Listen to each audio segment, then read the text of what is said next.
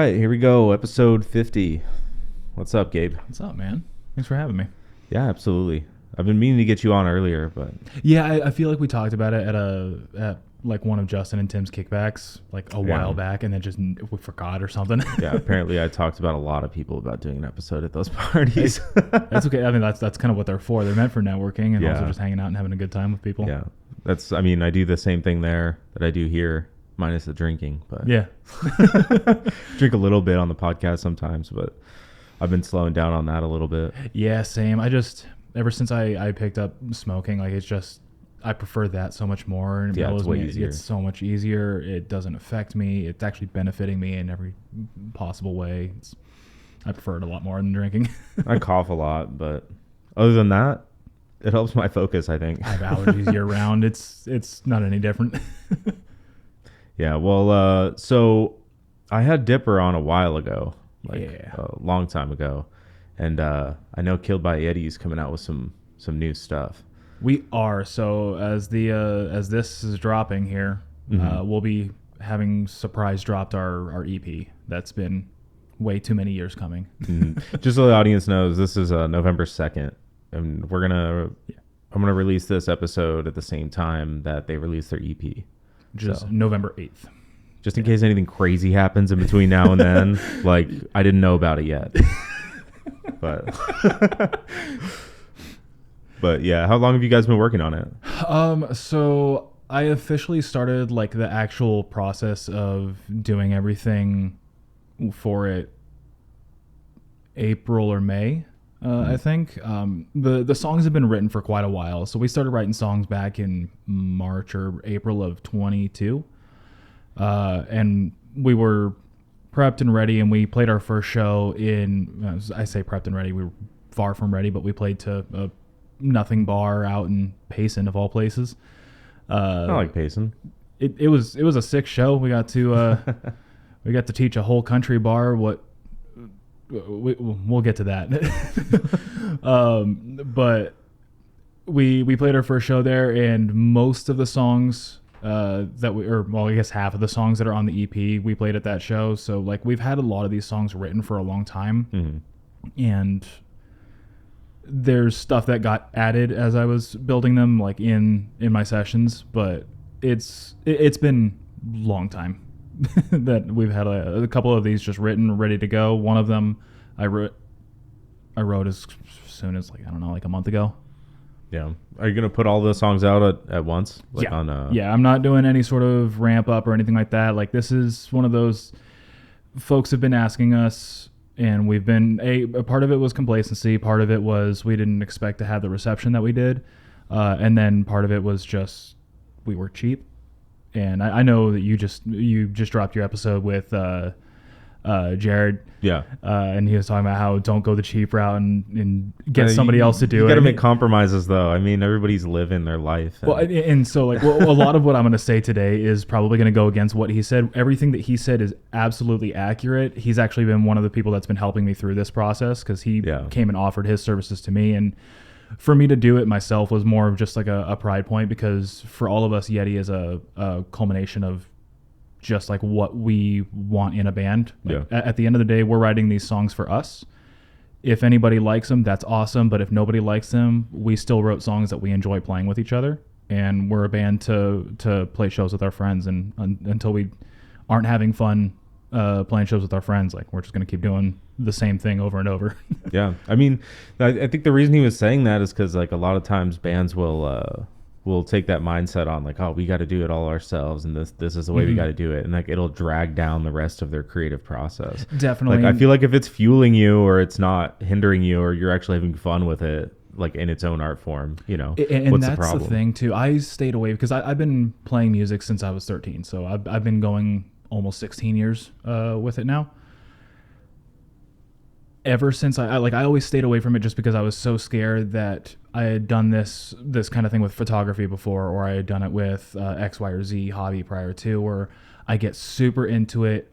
I start going into the more professional side of things and things that will be able to, amount to something possibly later on. I get bored with the grind, or I get tired of it, or it just makes it unfun, and I don't and I fall out of love with it. And I never wanted that to happen with music, because music has brought me so much, just in personal growth as well as like social and mental, and just like every way possible. Music has helped me in some way and has shaped a lot of who I am. And I didn't want to lose love with that, because that kind of felt like I was losing love with myself. And so I stayed away from it for so long, until finally I just decided I'm going to learn how to MIDI drums and just get a scratch version of our songs down. That way, whenever we are ready to record, I at least have demos to send somebody. And through that process, I just kind of started learning, this sounds like it sucks. How do I fix this? And just different things kind of going in and out. And I was like, maybe this won't be that bad. And then from there, I went into saying, well, let's go ahead and record Hot Fuzz, which is our second single that we put out in March of this year, I think. Maybe I don't remember anymore. I don't know if that's bad or good. But I did that one on a 90-day trial of Logic. And I taught myself how to use Logic and taught myself how to record the song, and made a bajillion mistakes along the way. And we dropped the song. And it was a process that let me kind of just begin falling in love with music in a different sense. And to the point where what I listen to now just kind of has an additional layer of depth, because I'm listening for all these things that I wasn't really listening to before. Yeah, it's like a different art form almost. It really is. But it's like the same medium, but a different art form. It's weird. It really is. And it's one of those things that like I've also like began exploring my love and the joy that it brings me from producing the sound. So if for folks who don't know, there's 3 general phases of like the actual like post song. So we have a song structure. Producing the song is kind of just making it sound the way that it's going to. So like for our song Under the Spectral Crown, it's got kind of more of a medieval sound to it. And so I implemented different elements into that, and different things that kind of followed along with the story, an army marching, the sound of the city burnt down at the end, things like that to help shape the scene of what the song is. Then you have mixing, which is making the song or making the instruments all sound good, and then your mastering, which is kind of pulling it all together and making the song, which is the way that it was explained to me. I could be wrong. I don't know what I'm doing sometimes. Sounds like at least a plan of action. Yeah, it was a was piece of work. Because everybody just always understands that like there's mixing and mastering. They are 2 different entities, but folks don't seem to usually understand the difference between the 2. And that was the way that kind of helped me really understand what joined it together.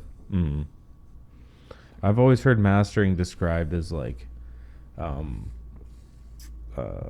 more of like pulling an entire album together, or making making like a specific tone for like a series of pieces, making it more evened out. Level. There's definitely aspects of that. It's kind of just taking the sum of all these pieces that have come together throughout this process. So if there's any sort of sound effects, sound bites, synthesizers, the guitars, the drums, all of these awesome pieces that have come together and created this sound, and then just syncing them up and tying them together into one whole.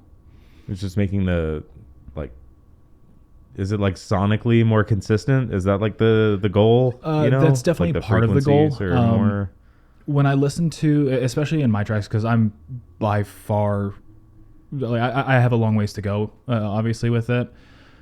Just with how fresh I'm starting on it, but I can tell the difference between my master tracks and my unmastered tracks just with the kind of way that each of the pieces are there independently, and I can listen, okay, that's the guitar, that's the bass, that's the drums, but they're not really meshing with each other, and that's kind of what the mastering process is taking care of. I mean, you will have some level of being able to fit the puzzle pieces together, but this would be kind of like the varnish over the puzzle once you have it. That way you can keep it together. Okay. Interesting. Yeah, I've only really done like mixing and stuff. I guess with this podcast, I do like mastering. I just kind of like skip the mixing part because it's all on one track. Yeah.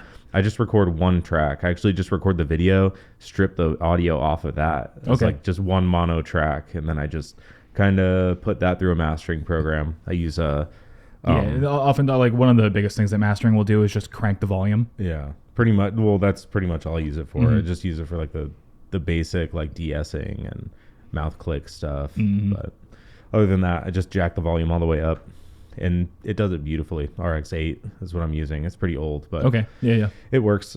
I need to get the upgraded version though.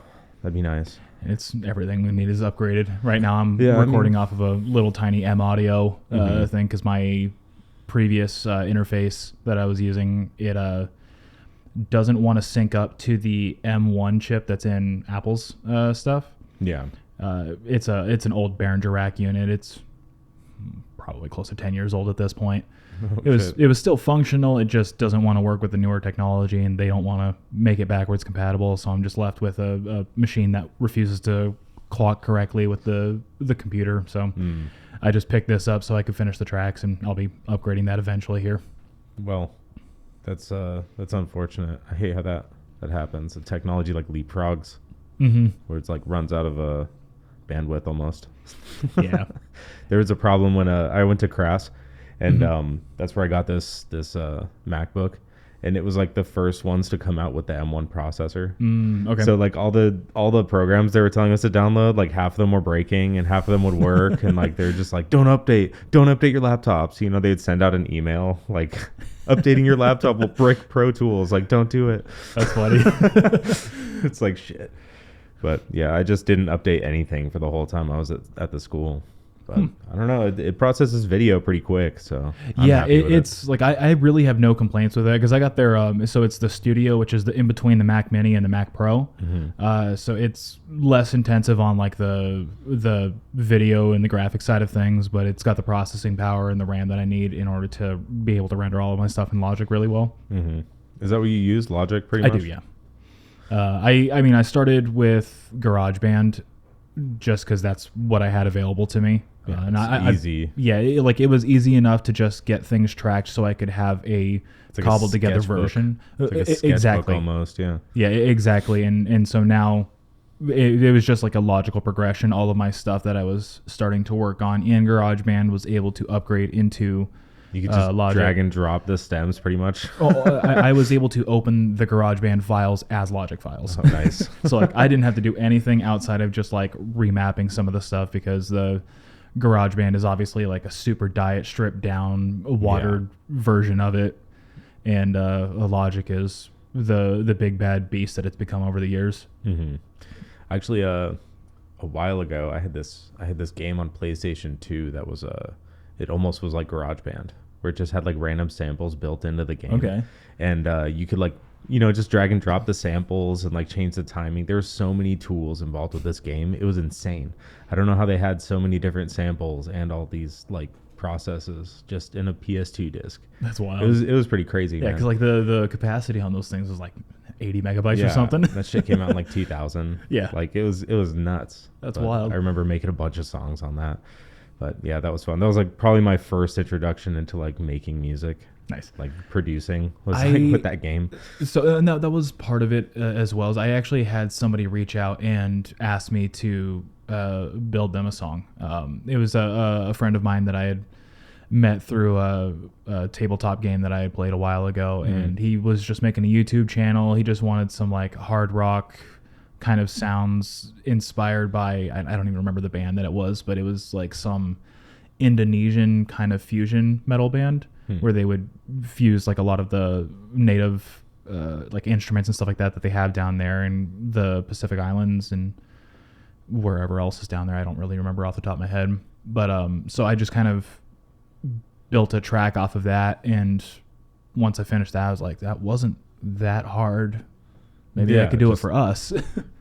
And that's what led into Hot Fuzz. And obviously I made a lot of errors with Hot Fuzz, but I was able to recognize those and continue building off of them. And on the EP, I re-recorded, or I didn't re-record anything, but I completely just remixed the version that I had and that's going to be coming out as like a Redux.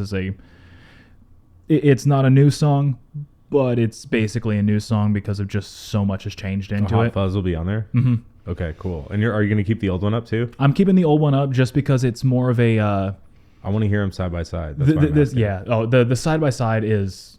Yeah, I'm wild. curious. I'm curious. That'll be a good like just example of how you've improved. Yeah, and that's really what I want to leave it up for. Like, this isn't a pride point, or this is a pride point. Like, Yeti is my baby, with Dipper, with Brody, with Ben. Like, this is like all of our collective.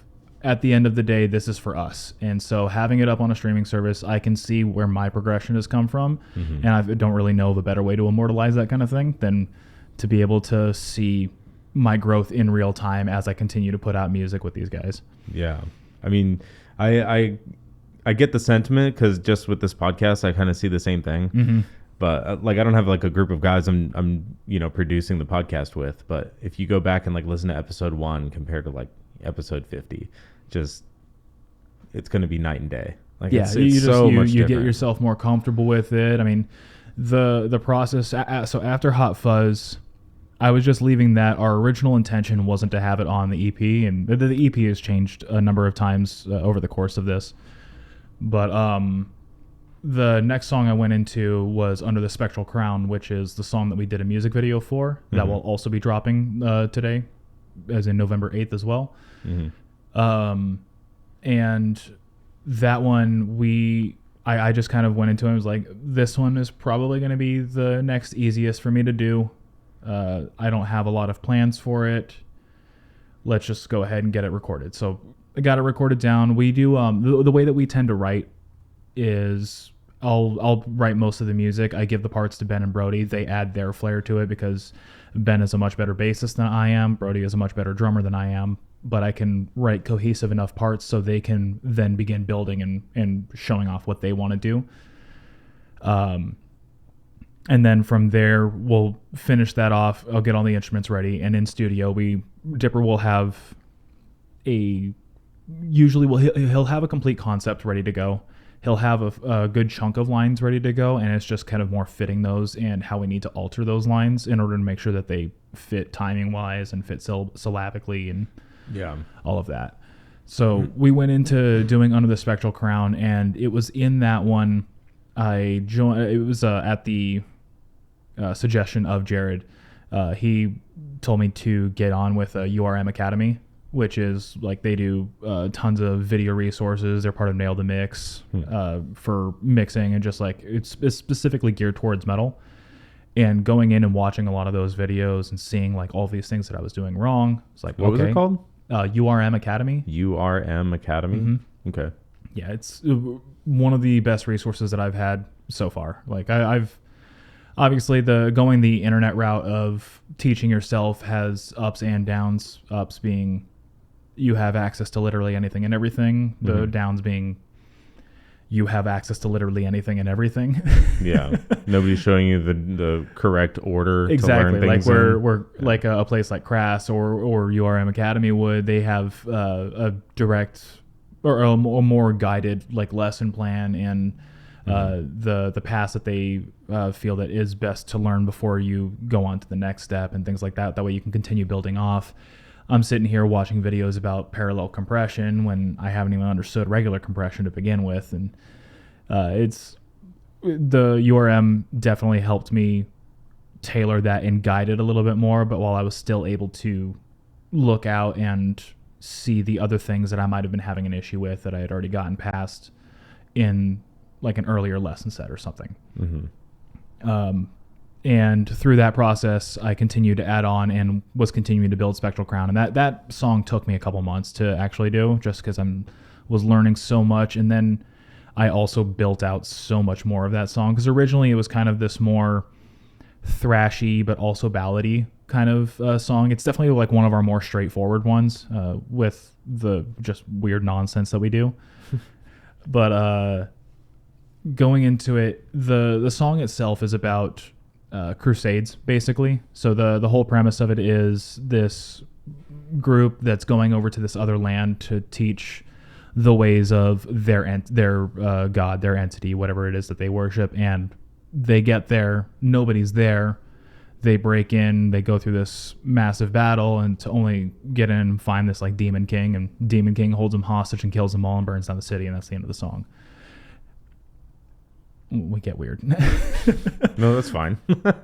But it doesn't always have to be a good ending. Oh, it's a great ending because the Crusaders lost, because we have so many of those kind of Crusaders in our lives, whether it's a religious Crusader or somebody who's after a particular ideal or X, Y, or Z thing. Like, we have so many of these different things that are just trying to browbeat people into accepting whatever it is that they're after, instead of just letting people be and being able to just coexist and live in the same and live and foster a suitable environment for the both of you. Well, be careful. My ancestors were crusaders, so watch out. I mean, it's just objectively, Crusaders are bad. There's no ifs, ands, or buts about it. It was bad. But yeah, I'm just kidding around. But so in building that, I also wanted to add a lot of those medieval-esque elements. Like, it's not specific to that time frame, but it kind of just has a lot of the language and the phrasing that we use for it. So one morning, I tend to wake up super early, and that's just when I'm super alert and super like just kind of on my toes creatively. And so I went in and I recorded probably close to 30 different tracks of different things. So I built in the sound of an army. I was scraping together like handsaw blades, running You just like did a bunch of big Foley, plots. Yeah, like bunch of Foley sounds. Quite literally, yeah. Like, I was just like, all right, cool. How do I make up the sound of armor clanking? Google that real quick. Find, okay, well, I can do that by swirling a pot lid inside of like the largest pot that I have. So doing that, smacking together different things, dropping books at one point for like the sub hit that I created for the sounds of the footsteps marching. I was patting my dog. Nice. And it took all of these things together, yelled just a bunch of literal nonsense, and pulled it all together through a ton of reverb. I didn't line anything up. That way I actually like had that kind of like fluttering sound that 1,000 steps would make. Yeah. And stuck that in behind the like pre-breakdown part of it. And so it's after this second chorus, it's going into like this full-on army is marching in, and the breakdown hits, and that's when they learn that there's just this giant demon king. And the second half of the song is from his point of view that y'all are screwed. I got you now. You lied to those who needed you most. You let them die. Now you're mine. Like, sorry, you're stuck here. And then at the end of it, I got, it was just like another early morning thing. I added on like an acoustic outro that had the sound of the like kind of just night scene with the crackling burning of the city, with just, it just kind of like sets the mood back down into like a real somber moment of it, just kind of reflecting and just kind of reminiscing into it. Right. That's pretty cool, man. How many songs are going to be on this EP? So there's going to be 5 total, 4.5. 4.5. Yeah, the first one is it's entitled 67 Years, which is just more of a joke than anything. It's our newest show intro that we've been using, and it's it's all it is just an instrumental track that I built. The inspiration from it, I got a spam call from someplace saying that I owed Amazon $1,500 or something stupid like that. Yeah. And my phone is set to auto decline all of those and just send them straight to voicemail, and I just delete it, block the number, and move on. And this one, for whatever reason, didn't auto disconnect itself, and it just put me on hold. What ensued was about 45 seconds of the greatest, most banger hold tone I've ever heard in my life. So I ripped that and I made a whole hold tone thing where they're calling the K-Bay hotline. they're getting through, and the character in the story is getting killed by a Yeti. And so there's this whole tone is like, thanks for calling the K-Bay hotline. If you're sighted a Yeti, please press 1. And it's just kind of going through this whole like teleprompt customer service thing that I had my wife record. And all the while, there's just the sound of this Yeti just beating the nonsense out of this dude, ripping him apart, and it ends, he dies, and then that's when it goes into the song, which goes into our song Kidneys next. Or Kidney Meat is the official name, which this is the most recent one that we wrote for it. Dipper came to me. He's a really big fan of a podcast called Creepcast with Wendigoon and the dude who does the Meat Canyon cartoons. Okay. And he just met them on the 30th.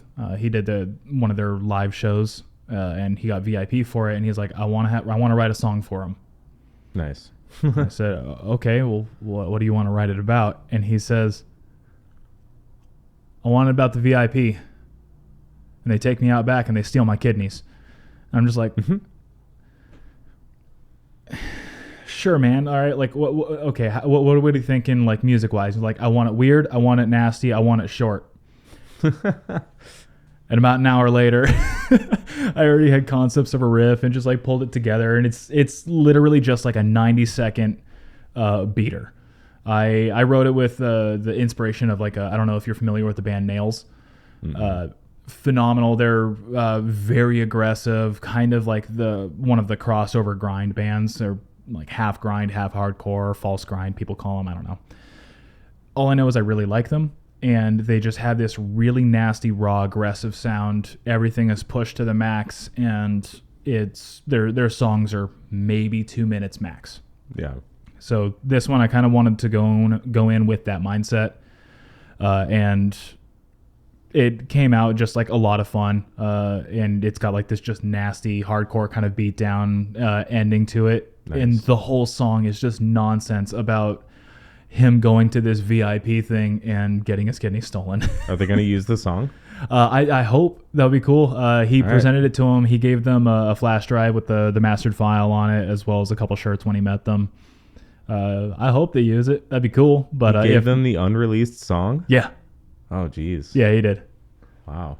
I didn't even put any credits on it or anything like that. Like, if they steal the song, they steal the song. We're not going to get rich off of it. It's dumb. All right, Creepcast, you know who this song belongs to. Like, these guys know who I am. I mean, if anything, Dipper would never let him forget. He's super active in their Discord and Reddit threads and whatever. He loves them. They seem to have enjoyed his gifts. So we'll see if anything comes of it. But awesome. It was fun to write, and it's honestly just a fun song to play.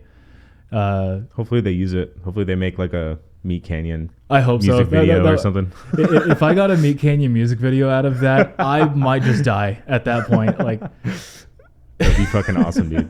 I don't even know if I could top anything at that point. Of course you could. Yeah, you know. It's only 90 seconds. You could make a longer one. I could get another Meat Canyon music video. Yeah, longer one. But yeah, that one, it was that was the quickest one that I did. I knocked that one out in about a month or so. Yeah. So that one, it just is what fit best to open the album with. Like, it was a culmination of what we are, which is weird, aggressive, but weird. Like, most importantly, we're not like a mosh call kind of band. We're not gonna. We don't usually have anybody dancing just because we kind of write weird stuff to begin with. That's the closest thing that we really have to anything like that. And even then, it's so fast that I don't feel like people are going to anymore. I don't know. I mosh if it's fast. If it's not fast, it's hard to mosh anyway. Yeah, it's true. I mean, like, it's all of our stuff that I write is very fast. Most of our songs usually sit or start at about 180 BPM, and I'll go up from there. Just in terms of like fast transitions, and like I'll go from a 2-step part to a beat down part to a side to side to a God only knows what kind of dissonance, and I'm cooked to the point where there's no such thing as a wrong note anymore when I'm writing a riff. Like, if I can make it sound cool, I'm gonna use it. And so I have things that are crossing different different scales and different patterns and stuff like that, and like it fundamentally doesn't make sense, but pulling it together, it allows it to make sense in a way. Mm-hmm. How did you like learn to play? You know, like how'd you start? I taught myself all on tabs. So when I first started playing music, I wanted to. So you like playing by ear pretty much, mostly? For the most part, yeah. When I first started, I wanted to play drums, and my dad wouldn't let me because my dad just hates sound. So I got guitar instead because I could at least turn the amp down and use headphones. And I had a buddy just teach me how to read tabs, and I would just download every tab. Ultimate-guitar.com was like my go-to, and I would go to school, find a song, print out that song on tabs, come home, learn that song, go back to school, learn another one. I used to try to learn like Led Zeppelin songs and stuff.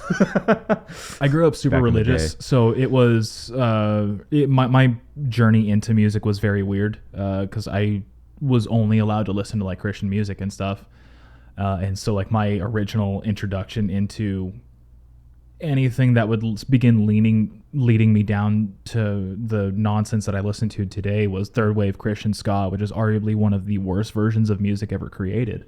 Christian ska. Third wave Christian ska. Third wave? What does that even mean? So, without getting into the insane depth that ska is, because I am not the right person to ask on, I went into harder music much faster. Sounds snobby. Kind of. It would be snobby if it wasn't ska. So I also want to clarify, I love ska. I love listening to it. It's so much fun, but third wave Christian ska is bad. So there's multiple waves of ska, and the first one is like your more punk adjacent stuff. That's like your Mustard Plug, your... Probably what most people think of. For the most part, most people are actually probably thinking of like closer to like second and third wave, just because that was the more popular, where they infused it more with like the pop punk. So that's when you had like Goldfinger, Real Big Fish, Mighty Mighty Boss Tones, things like that. Your first wave stuff was like your more punky side of things, your swinging udders, your I think Leftover Crack was technically considered it. There's a number of different bands. I lost my train of thought there. So the third wave stuff is just still further removed from like the more punky side of things, and that's when it's just more kind of that meme where it says that it's like you found an extra mozzarella stick at the bottom of your basket or something like that. That's basically what third wave ska is, and it's fun, it's dumb, and anybody who takes it seriously is silly. But there's also way too much hate for it because it's so much fun and dumb. Yeah, it's like love it or hate it kind of thing. Pretty much. But so I was learning songs like that, so that's where I kind of just like learned some of like the weird picking patterns that I play with. Like I don't really write any sort of ska kind of riffs by any means, but they always do like a lot of hand mutes and a lot of upstrokes. And so with what I do a lot of triplets and real fast attacks. So a lot of my up pick strength is just coming from a lot of that kind of motion with it.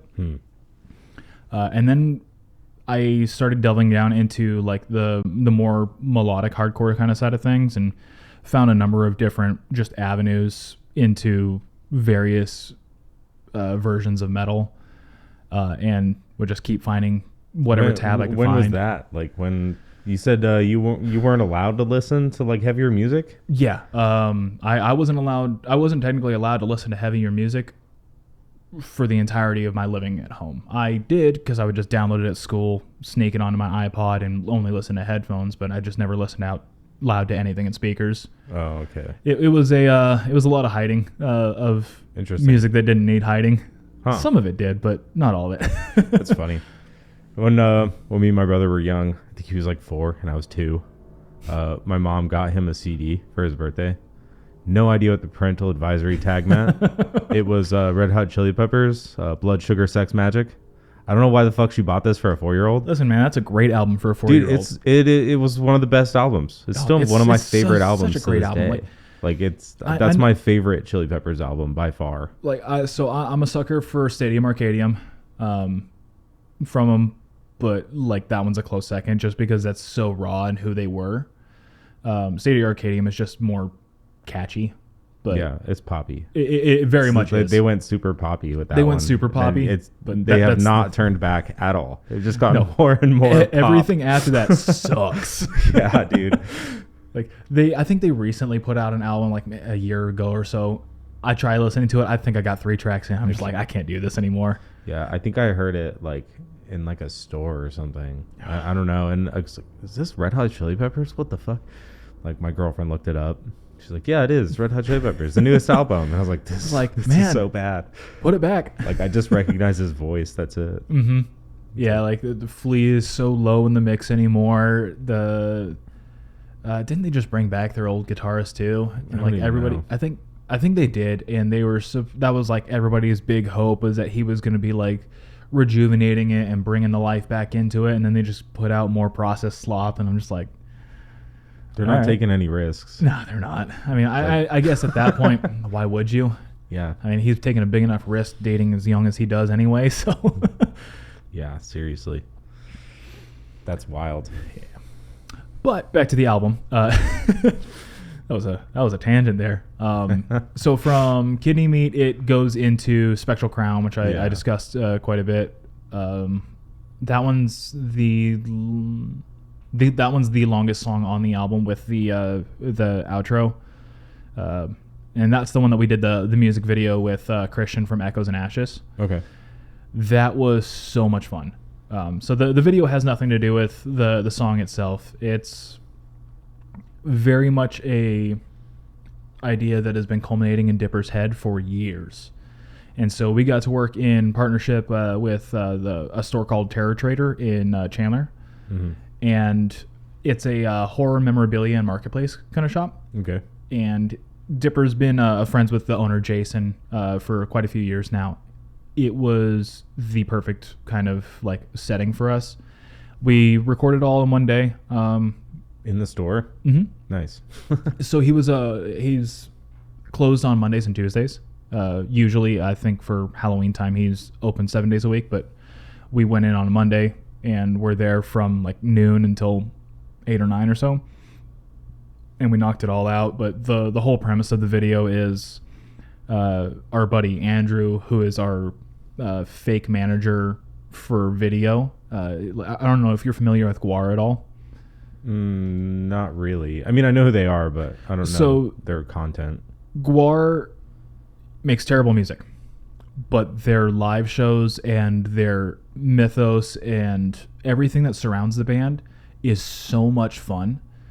They're just these like completely outrageous characters in these crazy large suits, and one of their characters that they have like on the side is their manager, Sleazy P. Martini, who's this like scummy looking oversized jacket, I've massive pompadour. I've seen him like in memes and stuff. I know who you're talking about. So Andrew is kind of like that for them. Okay. For us, and like we're not copying we're not really copying anything of theirs. Like that's just the best relation that I can add to it. Mm-hmm. So he comes in and he sells Jason, the owner, this haunted videotape of a band called Killed By A Yeti. He sells it to him. Andrew leaves. Jason's like, I got a bad feeling about this. Music video starts, and as it pans up into that, it's us faded out, kind of like we're ghosts, and the video is just us screwing around with him at the store, knocking things off shelves, or coming over there, putting up a basket on his head, knocking things off of the rack and tossing them, just little stuff like that. And then at the end of the video, he banishes us. He opens up a Necronomicon. I think that's what it's called. Yeah. Like the kind of like I don't even remember what it's like. A big open red kind of. Dipper has some movie scene in mind. I don't know. I'm not a horror guy. From personally. Evil Dead. It might like be the Evil Dead one. So it was the Evil Dead one. I do remember that. And then it was like when he opened it up and it had like the red light shining onto his face and stuff like that. I don't remember what movie scene he was trying to recreate. Because I'm not a horror fan whatsoever. I'm not really either. I don't know. It's never been my stuff. Like I like the weird, the eerie, the kind of spooky kind of stuff, but I don't want jump scares. I don't want gore. I don't want just demons infiltrating everything, because all that stuff is boring. I have high anxiety, so I don't want to watch it, and I just would rather be focusing my time into something else. I like action. Dude, I'm an action guy. I'm a documentary guy personally. I like documentaries, but I'm always super skeptical, you know. I'm always thinking like who made this documentary? 100%. You know, like I'm always wondering. I watched the Rise of Jewel one from that's on Netflix. Yeah. And like the whole time it's talking about like, oh man, like it's this foreboding thing, like Jewel's this giant that's like trying to kill our kids, when in reality what ended up happening was, and they slid it right in there at the end, that the kids who were actually hospitalized were just buying fake THC pods. Yeah. That were injected with like vitamin pods, E. Right? Yeah. Yeah. And so like that's what was actually killing them. And so it was like it wasn't actually Juul at all. Juul didn't do themselves any favors by making it pretty accessible to kids and whatnot. But like the whole correlation between them killing people versus what actually happened just slid there right at the end. It was just like, that was dumb, guys. Like, yeah, I mean, you guys made me watch 3 episodes for this. Yeah, exactly. There's just some weird spins on some stuff like that. Like, I'm even starting to question like archaeology documentaries and shit. Oh yeah, I really enjoy the like outlandish ones, like the ancient aliens and stuff like that, just because it's a lot of it is so easily explainable through just like modern research that has been done into those areas.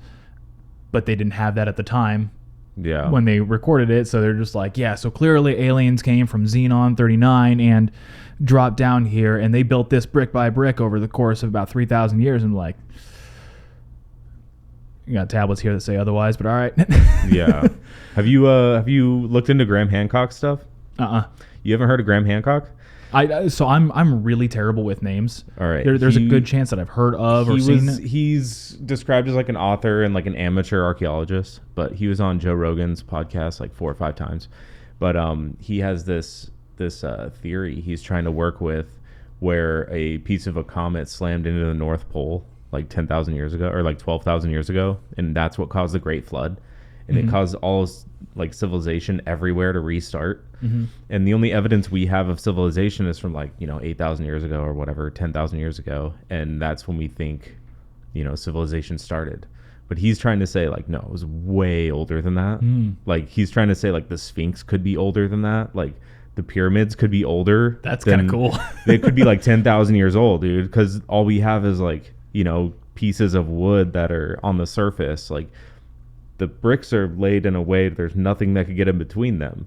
It's like there's no way they could have done that in the first place. Yeah. And it's like, how long did those actually last? You know, they're like, oh yeah, they're 5,000 years old. It's like, are you sure about that? Like, there's a lot of like, there's no evidence to say that they weren't there longer.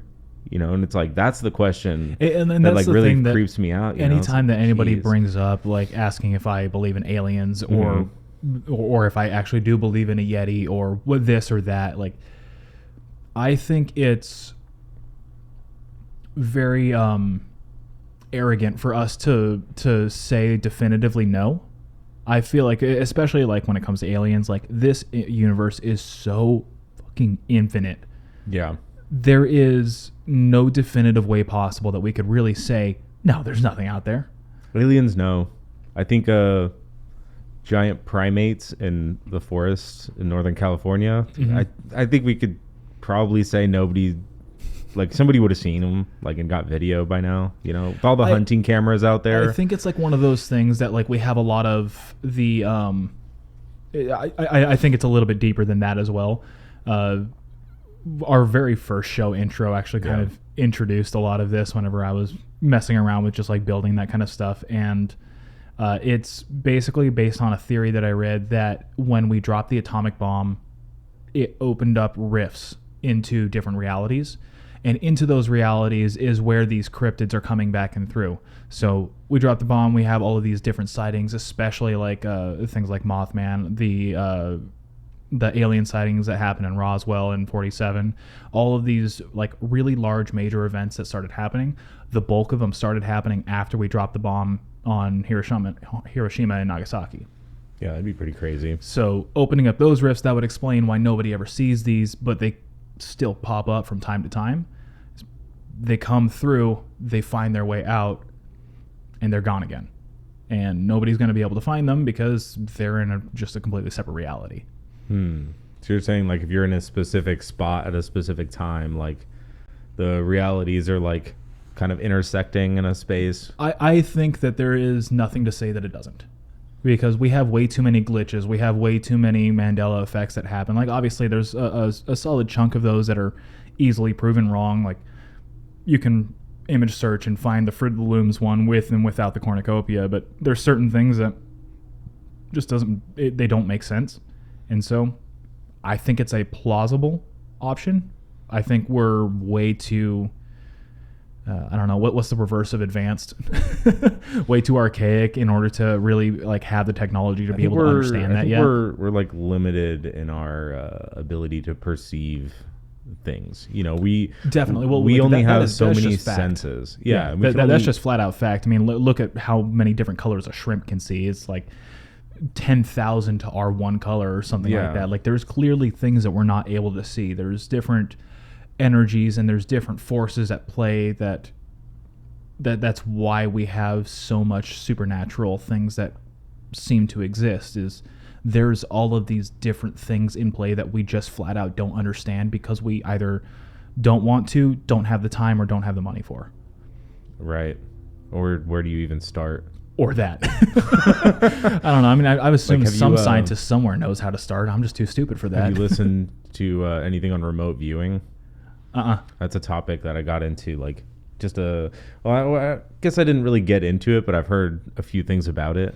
I've been watching the Sean Ryan podcast, and he had a guy on who was like the very first subject of like the CIA's remote viewing program. Okay. And this is like when you have like a target and they just tell you to like tell me all the information you know about the target. It's like in quotes, like just the target, and they have like an envelope with a piece of paper and like somebody's name written on it, and like they don't show them the envelope or anything, and like so multiple people know what the target is, and now he's going to just tell them all the information he knows, and it happens to be an apartment building, like the color, the car parked outside, you know, there's a vase in the window with flowers, you know, so he gives all these details that he's just getting, and like they go find the fucking building and everything is exactly how he said, you know? So it's like this kind of like, he has knowledge that other people have, and he's just like compiling it and like recording it on paper, like miles away, like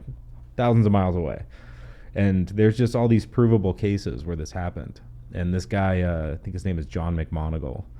He has so many crazy fucking stories from how he worked with the CIA doing all this. And he worked with a bunch of like private agencies that helped find missing people, and he's recovered he's helped so many victims of like kidnappings, and he says like his main goal is just help as many children as he can. That's awesome. And it's like, dude, at least he has at least on the surface a good motive towards it. Yeah, like he wants to use it like in a good way, and he's like, yeah, working with the CIA, I don't know if that's... Yeah, like that that's the thing is... Yeah, I'm not sure if it's good or not. You know, I could be telling them information. Because, like, if you look at the CIA's history, how many of those stories stick out to you as ones where they found the kid and everything went happily ever after? None of them, because they don't find kids. Yeah, that's not their job. That is not their job. That's not what they're meant to do. That's not what they're trained to do. It's not what they care to do. Yeah, their job is to find out where Russia's hiding their nukes or whatever. Their job is to find out anything about everyone, whether they want to destabilize a country, because like they've done that and it's been proven so many times over and over and over that we've gone into countries and started meddling in their affairs. Like we still are. I mean, yeah. I mean, there's just decades worth of stuff that prove that we're constantly in the middle of things that we shouldn't be in. It's the same thing with like the MK Ultra projects or something, or Paperclip, where we're just going in, grabbing people, doing whatever we want to them in the name of our country and setting them free. And now here we are, and we had the Unabomber. There's even more people now with like connection to the CIA. There's so many. Like, I mean, I don't know how much you heard about that assassination attempt, but which one? Yeah. I mean, the first one. Yeah, 1.5 I know 3. The first one had a weird weird detail about that cell phone that was tracked to his house and back to an office in Virginia. Oh, geez. Where they debrief like CIA informants or don't know what they call them, assets. Mm-hmm. You know, so this is like a known location where they debrief assets, and there's a phone that was tracked from his house to this place. That's weird. Yeah, come on. Like, okay, maybe it wasn't his phone, but was it the phone they gave him? Like, like I don't know, man. Like, why are we looking into this? Or we are looking into it, and it's one of those redacted. This is no longer a class 1; it's a class 5 or whatever their grading system is. It's fine. Nothing happened. It's all made up. It's all a show, dude. Yeah. None of it matters. They do whatever they want. But yeah, like everybody always believes in like these giant satanic cabals that are manipulating, controlling everything, and sacrificing children. It's like, no, you guys are all dumb. This is all about money. That's all it's ever been about. There's no greater conspiracy theory other than money. Like, money is at the root of all of it. I bet there's a lot of different factions, and I bet there are factions that actually do there's those. Sure, there those absolutely crazy is those rituals. like weird people. Like the I forget what the process is even called, but it's basically they take blood from you from somewhere, like one of your veins, and then they inject it into your face, and it's supposed to keep you youthful and keep you young and not give you wrinkles and stuff like that. And like, that is a known and active practice that happens in Hollywood right now. I was listening to a podcast because like one of the guys, his wife is a model, and he was talking about like all of the things that she was doing, and he's like, yeah, she does this. I'm like, what are you doing? Why are you allowing that? What? It sounds retarded. That's so weird. It's so bad. It's so disgusting. That sounds terrible. Yeah, I can't imagine a world where anybody logically would think, yeah, it's a great idea. Oh, you say it helps? Okay, But shoot me up. Whoever was the person that performs those procedures, I'm sure that they make bank off of those people, because it's obviously not any sort of medically like proven or insurance provided kind of procedure. Like, they're paying for it out of pocket, and you know that kind of thing isn't going to be cheap, because that's just weird. Yeah, I wonder what the doctors like. They just go home and go to bed, just sleep like a baby. Probably. I don't know. There's so many people remorse. that just don't care anymore because of how much money that they're making. And it's like all of these people that like you see like in these hurricanes and tornadoes where these bosses say you're fired if you leave, and then the hurricane comes through and kills 6 people. I'm just like, you just didn't care. Like, After every single authority said we should evacuate before this comes in. When I don't remember which hurricane it was, but one of them had like, of the ones that had done recently, but like one of the town mayors was like, if you haven't evacuated, or if you don't plan on evacuating, write your name and phone number, or write your name and some other identifying piece on your leg in Sharpie so we can identify your body. That was Milton. And I was just like, what?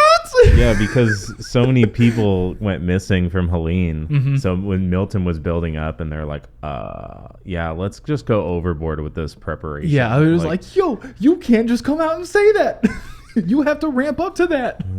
Yeah. And she was like, if you stay here, you will die. Yeah. Just like, it was just oh so God. dark. I'm just sitting there like, I think I woke up and read that article. I'm like, what the hell's happening in Florida right now? Yeah, they thought it was going to be just fucked. I mean, it was pretty bad, but they were prepared for sure. They definitely scared enough people. Because I was reading the reports on it, like, it reached the levels that it did, and it was like almost breaking mathematical capacity. Yeah. It was like, hey, that shouldn't happen. Well, the thing that helps out Florida is that it's super flat. Mm-hmm. So like once it rains, all the water just kind of goes back to the ocean. Yeah. When you got like, you know, Tennessee and North Carolina, all those hills and valleys, sunken areas, they just made a bunch of rivers. Yeah, it's and then like, everything. that's why now you have a bunch of islands. And everybody's cut off from everything. Yeah, like that's exactly what happened with Katrina in New Orleans. Like, New Orleans is like 30 feet below sea level. Just made a bunch of islands. Became a hole and became a giant, world's most toxic swimming pool or something. Gross. So the EP. What's the next song? Which one is after? So the next one is going to be the redone version of Hot Fuzz. Okay. So with Hot Fuzz, that one's kind of also one of the earlier ones that we had written. We wrote that one because we were playing a show with a bunch of hardcore bands, and we're not a hardcore band really. We have some elements because I grew up listening to a lot of hardcore, but we're also just never we're not tough enough to be a hardcore band. Like, me and Dipper are two, like, smiley, happy dudes. Ben's over there just flinging his hair because Ben's, like, an old school classic rock kind of guy. Like, he's the only one out of us that doesn't actively listen to metal. And Brody's just a sweetheart. He's just sitting there slapping the drums like Animal from the Muppets. That's most drummers. And we're just want to hit the drums. Yeah, and that's great. I have a unicorn drummer. I have one that's only in one band. Yeah, Innate One has Attila as well. Mm-hmm. Attila's only for them, dude. It's fucking excellent. Yep. But so I lost that train of thought. So we're not tough enough to be a hardcore band. Yeah. Like, we don't give off those vibes. We're not those kind of people. We can't play off those kind of characters because we're too goofy in general. But that song we kind of wrote just so we had a hardcore song kind of in our repertoire, and we wrote it about this song. We wrote it about the story from 1984 or 81, somewhere in the 80s, about this dude in a tiny town in Missouri who was just the literal embodiment of evil. Like, he had everything from just like petty theft and assault charges to, like, there was sexual abuse allegations against him that were just kind of like getting shoved off by his lawyer, who just maintained his innocence on everything. And there's what I ripped a good chunk of, or all of the intro soundbite for it was from like a 60 Minutes article that was done back in the 80s for this event. And one day this dude just went into town, a bunch of rustling and bustling started happening, a bunch of shots rang out, everybody scattered, and then he was just dead. And the entire town, everybody who was there, everyone denied who saw it. Like, no, everybody just like, nope, didn't see it happen. Nothing happened. Good riddance. Oh well. And like the whole documentary, it's like about 24 minutes long, somewhere around there. But it goes in depth and like is interviewing people from the town, his girlfriend at the time, the town pastor and stuff like that. And even the town pastor was just like, I don't know who did it. God knows. God will take care of him. Just like, yeah. You know somebody.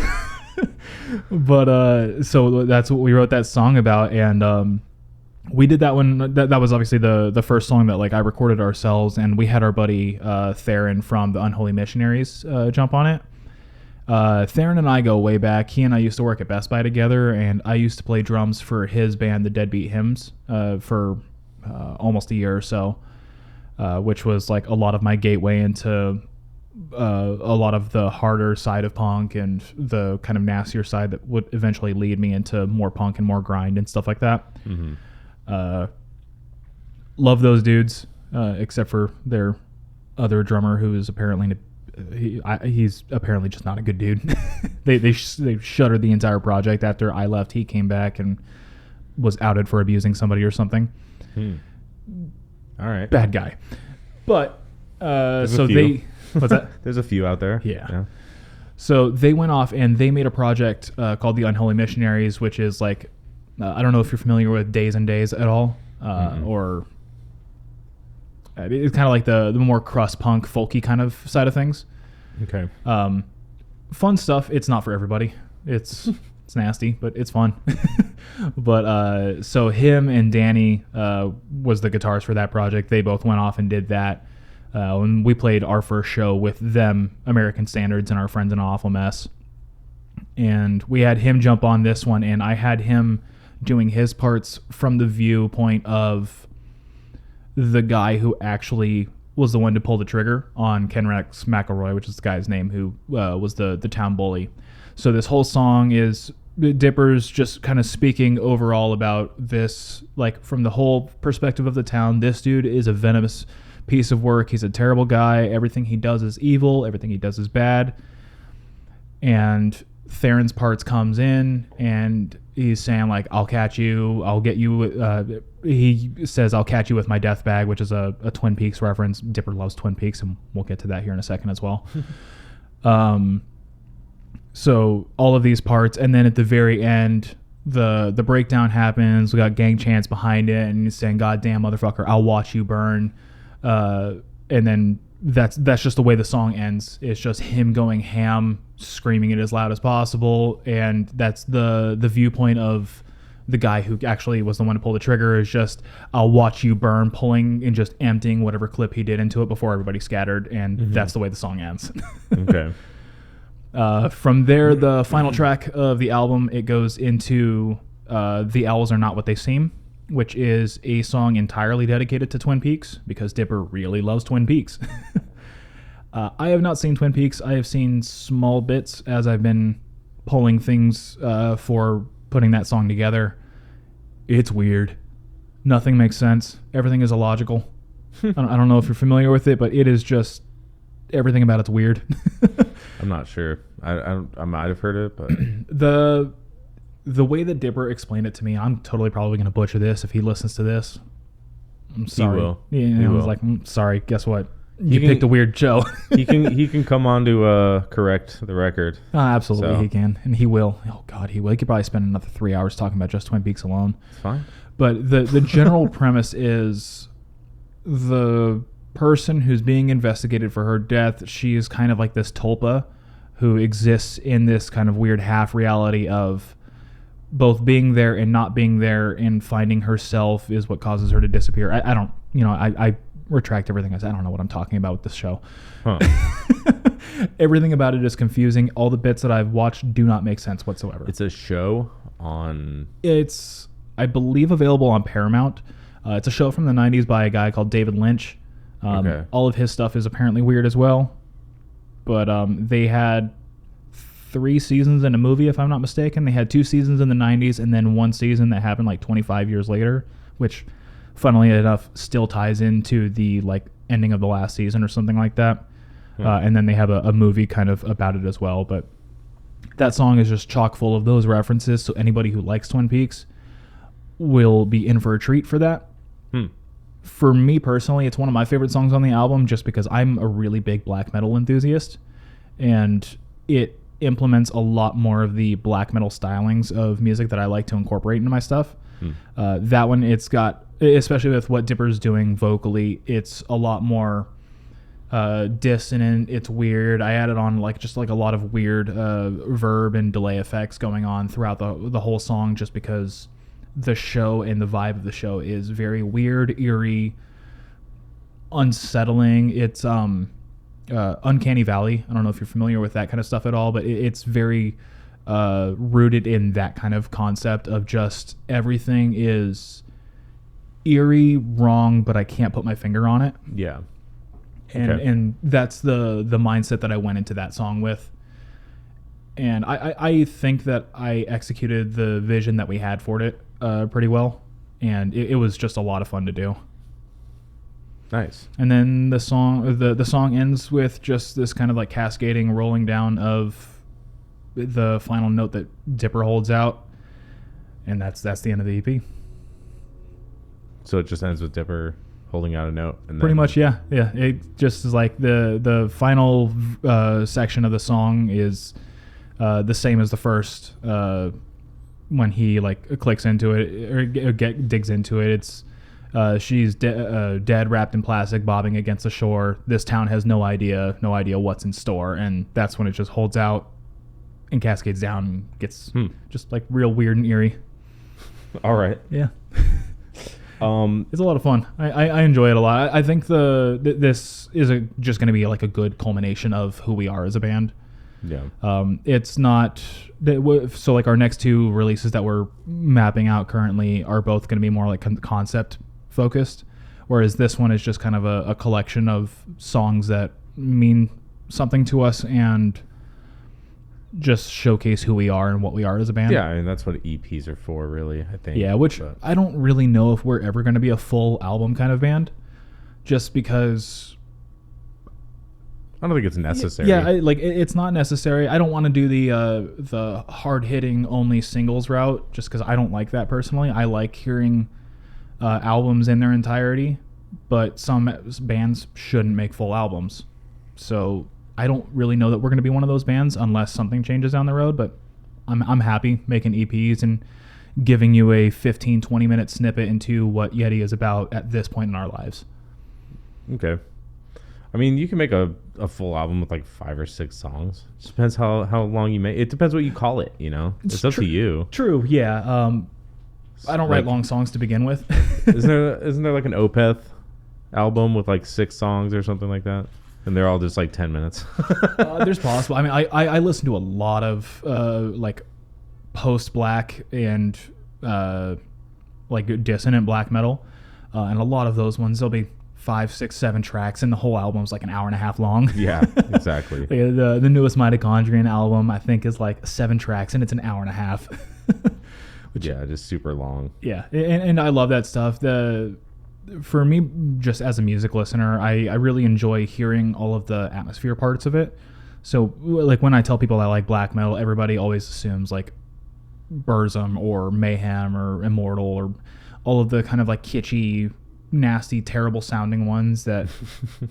Yeah, they served a purpose at their time and place, and they created the core of what I love and listen to today. But I don't really like going back and listening to those because we've evolved past the point of enjoying things that sounded like it was recorded with 2 rocks and a razor blade. And I don't want to listen to that. Yeah, I know what you mean. But nowadays, there's so many different variations and different things that are being infused into different black metal bands that it is just an endless stream of awesome things to explore. And they still all tie back to the core things that I do love about it, which is a lot of the riffs and a lot of the atmosphere part of it, because they're creating... Obviously, you can only do so much when you're just doing blast beats and tremolo picks the whole time. So when they build this whole like atmosphere and this sound around these songs and these albums, that's the part that like really is interesting me. Excuse me. Nice. Well, I mean, I'm not super into black metal. I'm more on like the death metal and like the technical kind of side. I just like super fast melodic stuff. I don't like the technical stuff as much just because, like, as weird as it is, as a guitarist, I don't really like guitar porn, where it's just like the super shreddy, it's all technique. It's absolutely talented. I have nothing but respect for those people. I still will always see Archspire because they're fun as hell live. Yeah. But for me, like the death metal that I fall into is a lot more like the groovy kind of side of things. I like the more riffs and the more the song flows. I guess I like a mixture of both because I'm like really picky with music anyways. Like I'm not I do anymore. not listen. I do not listen to everything. I don't. I never will. There's bands I don't get it. And honestly, there's nothing wrong with that. I mean, there's still bands in the spheres that I listen to that people really enjoy, and I just don't get them. And there's nothing wrong with that. Like, music is subjective. It's for anyone. It's it's for everyone. It's not for anyone. Maybe it's the other way around. But it's like, who the fuck is Knocked Loose for? Knocked Loose is for the people that are honestly like I like Knocked Loose, but I've also been seeing Knocked Loose since they were playing to 30 people in the basement at the Nile. Oh, okay. Like they speak to kind of like the higher pitched side of like, because I also really love a lot of like screamo and post gaze bands and stuff like that. So like your Death Heavens, Frail Bodies, State Faults, 10-Way, like a lot of those kind of bands. So they kind of introduce that side of things while also introducing a lot of the beatdown and hardcore elements of bands like Hatebreed or excuse me, of Hatebreed or Terror or Load the Nine or whomever it may be. Is like they have these just like deeper riffs, and they kind of just found a marriage between the two. And for whatever reason, that was just what happened to be what took off from that sphere. It's the same thing with Turnstile or Frozen Soul and Sanguisugabog. Like, who would have ever thought that Cannibal Corpse and that was a Frozen Soul were going to be selling out Red Rocks? Like, no one in the history of ever would have expected that when you showed them Cannibal Corpse for the first time. And it's just one of those things that like certain things will get picked up by certain people, whether it's a trend that happens on TikTok or whether it's something gets featured in a commercial or a movie. Just sometimes people latch on to something, and that's what takes it up. I was just talking with somebody at work yesterday about how Infant Annihilator hit like the Billboard charts at one point. Yep. That was fucking hilarious, dude. That was awesome. That's great. Like, It was like when the Acacia Strain dropped Slow Decay, that hit number 5 on top charts the same week that a Taylor Swift album released. Yeah. Which, like, obviously there's not going to be a lot of crossover between those. I mean, there might be some, but there's a greater divide as opposed to like if Halsey had dropped an album. But at the same time, for a band as extreme as the Acacia Strain has always been, and will continue to be, for them to hit that level was just mind-blowing. And especially like in a shared weekend like that, where a lot of other people's attention is going to be focused elsewhere, and a lot of critics' attention is focused on that because it's going to be a big thing. And yet here we are still as the metal community being represented in the top charts. Like, that's just cool. And for a band like the Acacia Strain, who is as about it down to earth as it gets and as true to roots as it gets, like, we really couldn't ask for more. Like, that's awesome. Yeah, I think there's a lot of bands like catching a lot of traction lately.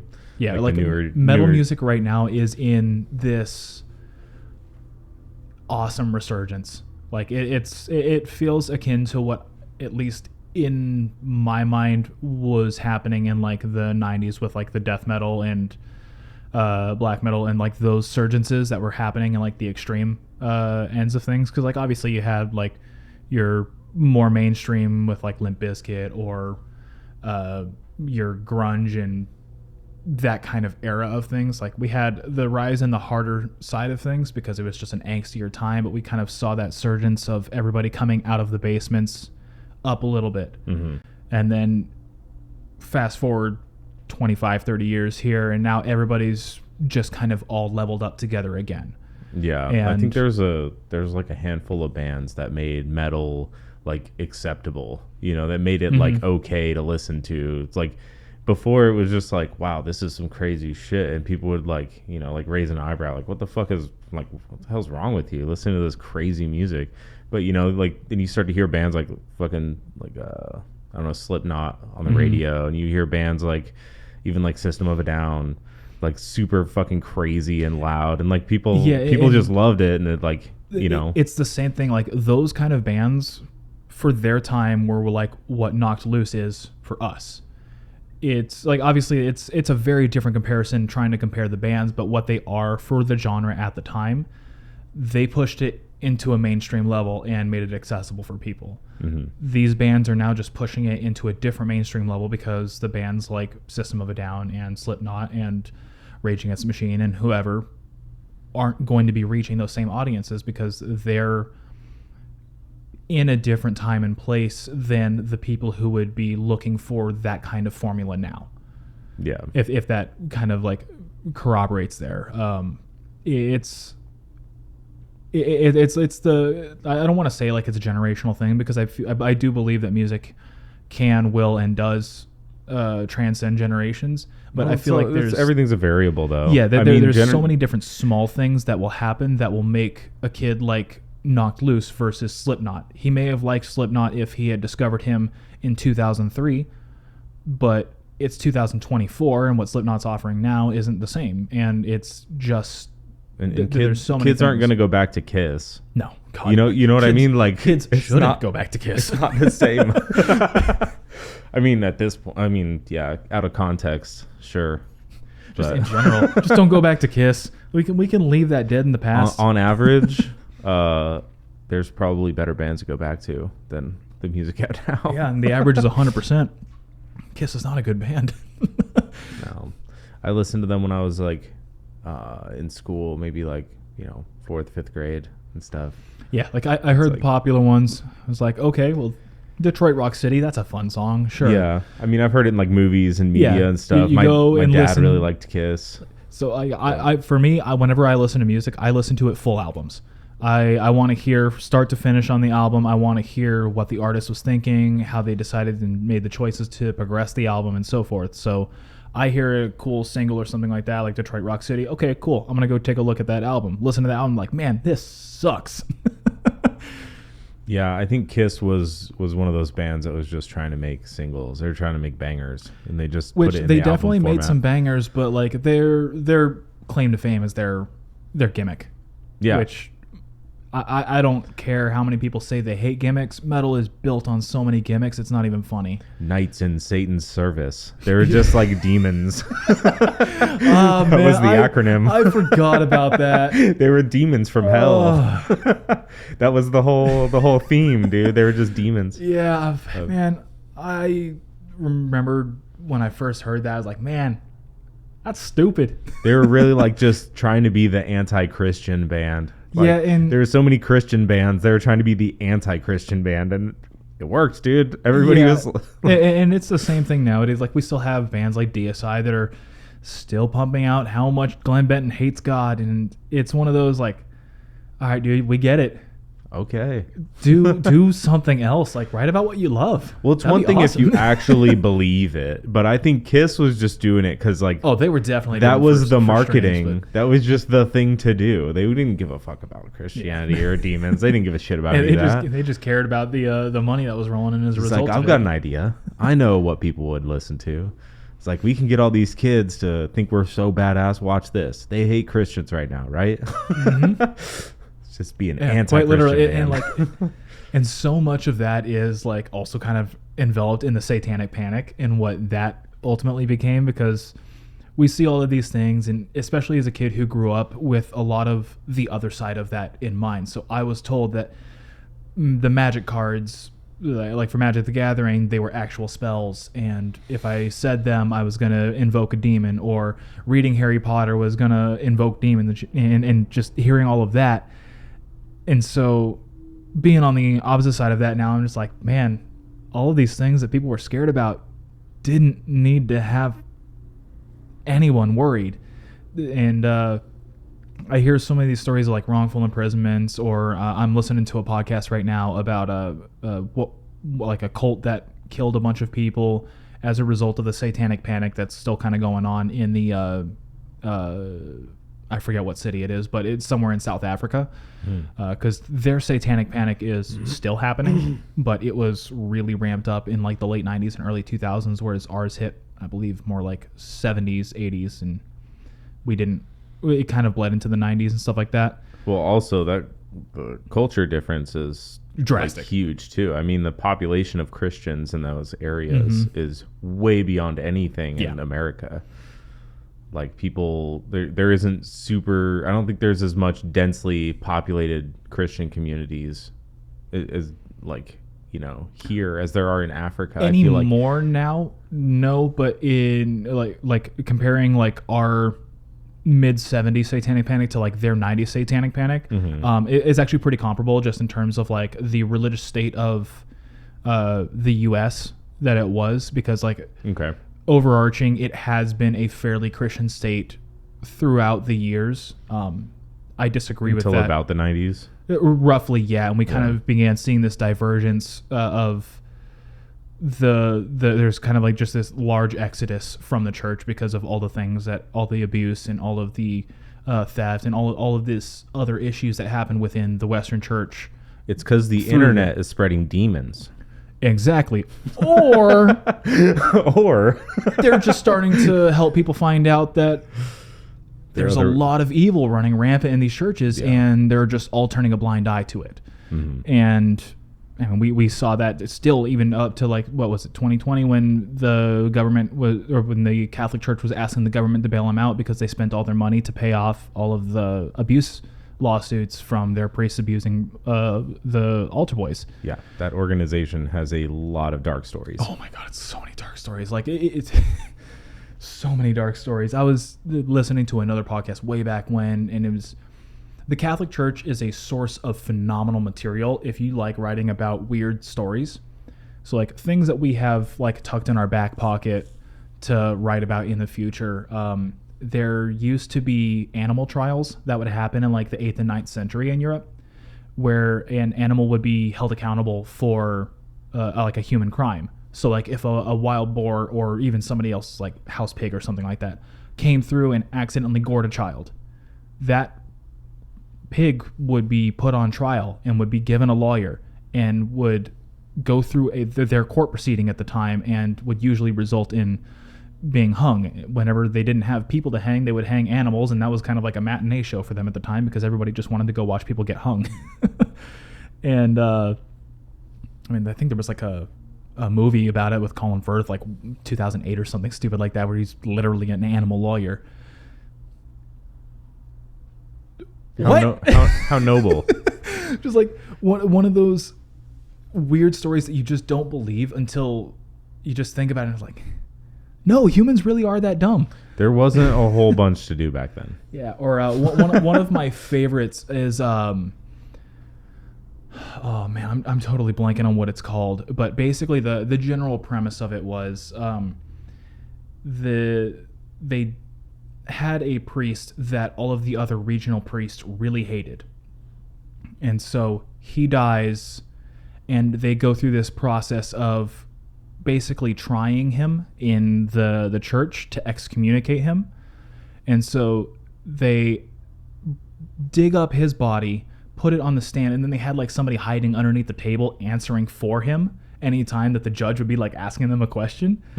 It's like cadaveric interment or something. I forget exactly what the name of it is, but it was a couple things a series of things that they had done in like the 11th or 12th century of the Catholic Church. So this court found him guilty. So they cut off his fingers, and everybody who had ever been blessed by him was no longer blessed, which means that I can't say which means, which I believe, if my understanding of Catholicism is correct, means that like anybody who was blessed by him basically just like shifted a level. So if your blessing would put you from purgatory into heaven, down to purgatory you went. And if you were stuck in purgatory and the blessing brought you up from hell, you just went down to hell. Few years pass, the dudes off of that court die, and then a bunch of other dudes come on, and they're like, that seems bad. So they dig up his body again, do this whole rigmarole again, reattach his fingers, and re-bless everybody that the previous court had unblessed, and so therefore theoretically shifting all of them back up from hell to purgatory and from purgatory to heaven. Good. I'm glad they did that. I'm glad they did the second time. Yeah, I'm just like, good. You know what? Like that was a good resolution of the story. What the hell? Yeah, but that's a great resolution. They probably shouldn't have done it in the first place, but I'm glad they fixed their mistake. Yeah. That could have been bad. Think of all those poor souls in hell. They're like, what the fuck? Everybody who thinks that like times are crazy now and we're at this crux and everything is as bad as it possibly can be. Oh my God, no. It gets so much worse. The further deep back that you go, the more and more horrible humanity was. Just wait till Phoenix runs out of gasoline. Oh God. Things are going to get real weird. Like, I had that kind of slight worry when like they were doing the what was it, the dock worker strike, because like that was the only thing that was actually going to really be affecting us if all of that had really gone down, because we get all of our oil, or we get a chunk, the bulk of our oil from the Gulf of Mexico, and that was also part of like those strikes that were happening. So everybody's out here just mass buying toilet paper, like that's going to be affected again. It's like, you guys are all stupid. You guys don't understand how any of this works. Yeah. Oh my God. I like, and for context there, I work in Chinese imports. So like I see a lot of how the process works moving in and out and where things will be coming from and stuff like that. And so many people were out just buying the wrong things. They're all buying domestically sourced, or if it's coming from out of country, it's not coming from those ports. They're all forgetting to buy the real things that actually matter, that'll be coming from those ports that are going to be like our European stuff, textiles from the Middle East, stuff like that. Yeah, I saw a few posts about that, like, you know, about people panic buying toilet paper again. I'm like, what the fuck? Why? Like, that's the thing you're worried about. Out of all the things that could go wrong. That was the thing, like, just blew my mind. Like, I honestly have to think that it started as a joke when it happened, when we shut down in COVID and everybody started panic buying it. Like, I don't recall ever seeing a reason why that would have happened. Yeah, I have no idea. I'm thinking maybe somebody ran out somewhere, they panicked, posted, and then that just kind of like went viral because everybody always has the fiery post pushed up into our algorithms first. Thanks, Facebook. And just kind of cause this mass pandemonium. I wonder if that was a Facebook algorithm that caused all of that. Wouldn't that be crazy? There's a good chance that Facebook algorithms, or Facebook, TikTok, Instagram, like all of these algorithms, they're all focused on pushing fiery content up into our feeds. Yeah. So like they are, whether it is considered to be direct or indirect, they are responsible for a lot of the divide that we're seeing between whether it's political divide or these social divides that are getting created and stuff like that. They are at least somehow tangentially responsible for a lot of it because they're putting that focus up in there. And it's the same thing with like Google's algorithms now. Google isn't going based off of popularity. They're going based off of who pays them, and they're also doing algorithmic research to put what you would click on the most first, because the higher up those clicks, the more money that they're making off of that. Yeah, absolutely. So if you're going to be going out and doing your own research, your research is just going to be whatever Google's algorithm curates for you that you're going to want to see. Okay, well, you have a history of looking up flat Earth. Here's a bunch of things that are going to be pro flat Earth for you. That way you can continue digging yourself down deeper into that hole. It's the same thing with YouTube or TikTok algorithms. I think they did a study on it as a part of like this whole process of banning TikTok. It took about an hour and a half, I believe, to like get you to a critical point where you're just spiraling down a hole of the way that they curate those videos to pop up into your feed. That's insane. That's the reason TikTok should be banned. It's not because China can steal all of our information. They've had that stuff for decades. That's the reason that we need to get rid of it, is because all it's doing is just crumbling us from within. Yeah, I agree. I think people are arguing about the wrong thing. I mean, usually it's they are. Let's be real. It's not a data argument. It's not like, oh, they have our data. Like it never has been, because if they were worried about it, then they would have to issue these same implementations it's the into fact Facebook. That it's like one of the stories that really like blew my mind about it and how quickly it got swept away was the fact that I think it was like in 2022 or something, like during the election, they reminded everyone to vote, but only the ones registered as Democrats. TikTok did. Or it was when they did the TikTok hearing or whatever to get it banned, I think. They said, hey, don't forget to go vote. Or don't forget to write your congressman. I think that's what it was.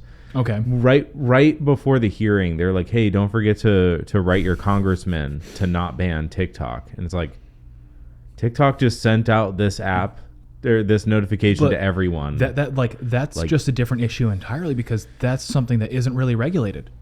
Legally, they can do that.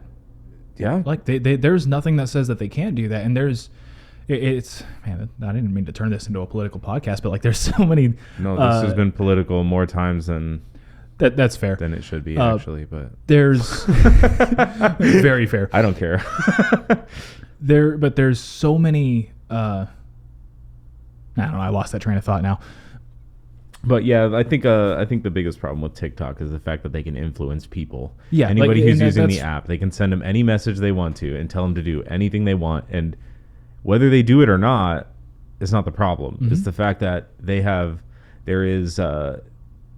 this huge reach of communication with millions and millions of people, like a what do you say, like a broadcast network, maybe, if I dare say.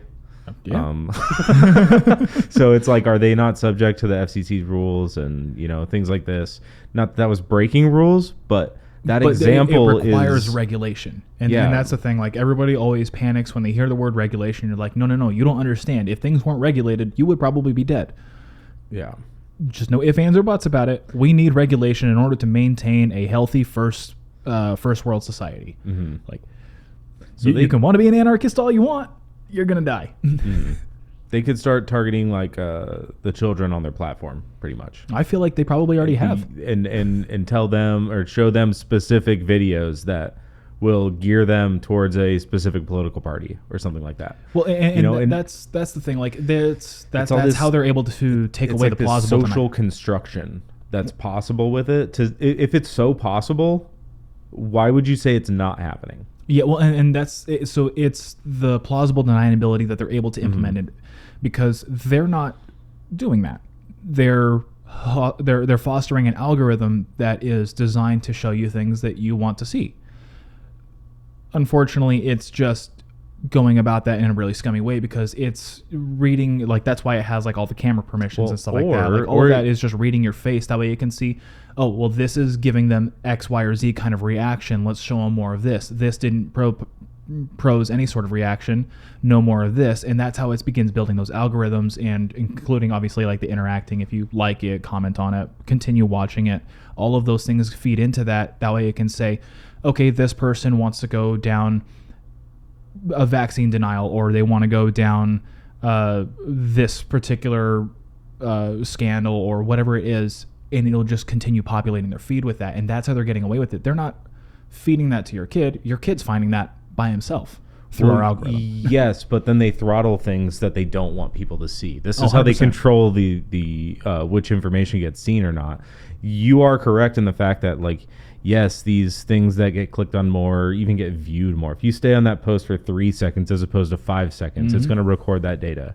So these things are true, and it'll push those things based on those variables. And then there's real human beings who look at the things that are being posted and say, nope, let's make sure that doesn't get seen by a bunch of people. Let's make sure this one doesn't get seen by a bunch of people either. Oh, and that one too. Oh, and then send out a push notification saying this one's fake. About that too is because like they use those same kind of people to filter through and for like their basically AI curating farms. Mm-hmm.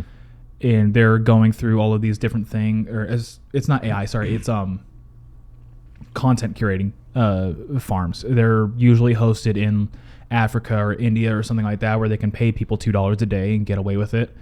And we're just subjecting these people to the most disgusting, violent things possible. That way they can market and say, nope, that's not okay. And meanwhile, this person just sat for 5 hours watching people get beheaded. Like, that's going to cause some problems, but we don't care because it's cheap. Yep. And why would we? I remember there was a data center opening up that was going to do that for Facebook, like somewhere here in Arizona. Yeah, actually, I think I'm not too far. I'm out in East Mesa. Yeah. I think that's a few miles south of where I'm at, is like where they were building that complex and had that. Yeah, and I heard my friend tried to apply for there and everything, and there was like this background check, and they had to make sure he didn't have any any sort of mental like problems or anything, any sort of susceptibility to depression. They're asking him all these crazy questions, like, maybe I don't want to do this job. Yeah, no kidding. Like, holy shit. Like, what kind of things am I moderating? Why are you asking me? What is... Yeah. If I have depression, what's going to happen? Like, you going to give me free therapy? Like, why is this in the entry, like, interview? It's just all... it's all just looking into the habits. That way they can continue to make money off of us. Mm-hmm. It's the same thing like with this, the 23andMe being, I think it's going bankrupt, and so it's going to be put up for sale. Yeah. Which includes all of the information with it that they've harvested over the God knows how many years that people have been freely sending. Oh, God, me neither. I ain't doing it. I would I don't never. trust it, dude. Well, and that's the thing, because the prospective buyers, your number one buyer for this is going to be insurance, because insurance can then look at your DNA and say, okay, well, you are susceptible to cancer, so we're going to write your policy specifically, so if you get cancer, we don't have to pay. Yeah. And there's nothing to say that they can't do that, because they've assessed a deeper risk analysis than they would ever be legally able to obtain by themselves. But because it's already been compiled into a database of willing sources prior to that, they have access to this wide network that already has probably a good chunk of at least our DNA, because people tangentially related to us have already given it. So if your cousin who had done it had given their DNA, okay, well, we can see that they're liable for diabetes or for going blind or whatever it is, so we can write that specific provision inside of their policy to exclude that kind of thing in case that happens. That way we don't have to pay it out. Mm-hmm.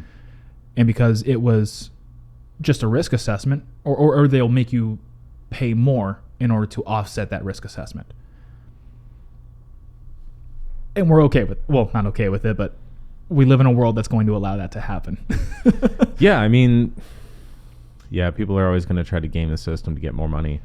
That's always will. Always, and like always that's going to happen.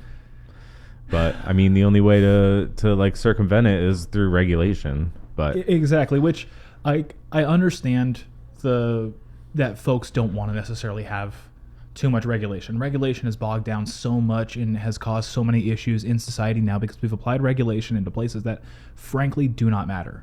It's like the stupid running in circles, like if you have to go to the DMV and you don't show up with your Bill of Rights and the blood of a firstborn and however much else that they need in order to just to switch over a name on a license or something like that. I think it's like $20. I don't know. I haven't changed my license. My license is still my picture when I was 17. Yeah, I don't know either, dude.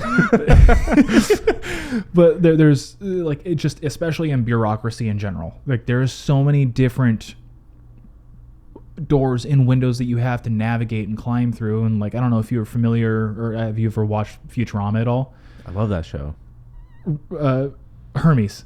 Like, his job is literally just making fun of our entire bureaucratic system. Oh, yeah. And it is a perfect example of how our bureaucratic system is. Like, obviously, everything that Matt Groening does is cranked up satire to 11.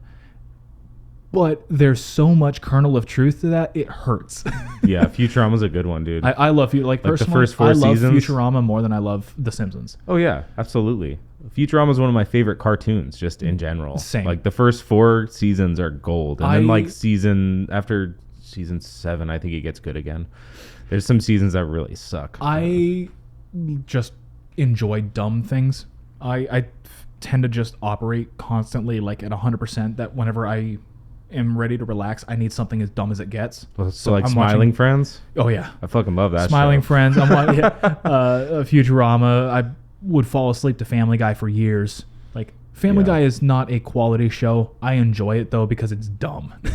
I like the first few seasons. Yeah, like the first few seasons are really good. When they get like super meta into themselves, like I personally find it funny. I understand why people don't, but I also I like the kind of more uncanny, stop beat or like real dry kind of humor. Because like The Office is one of my favorite shows of all time, and like that show is very much a dry humor kind of show.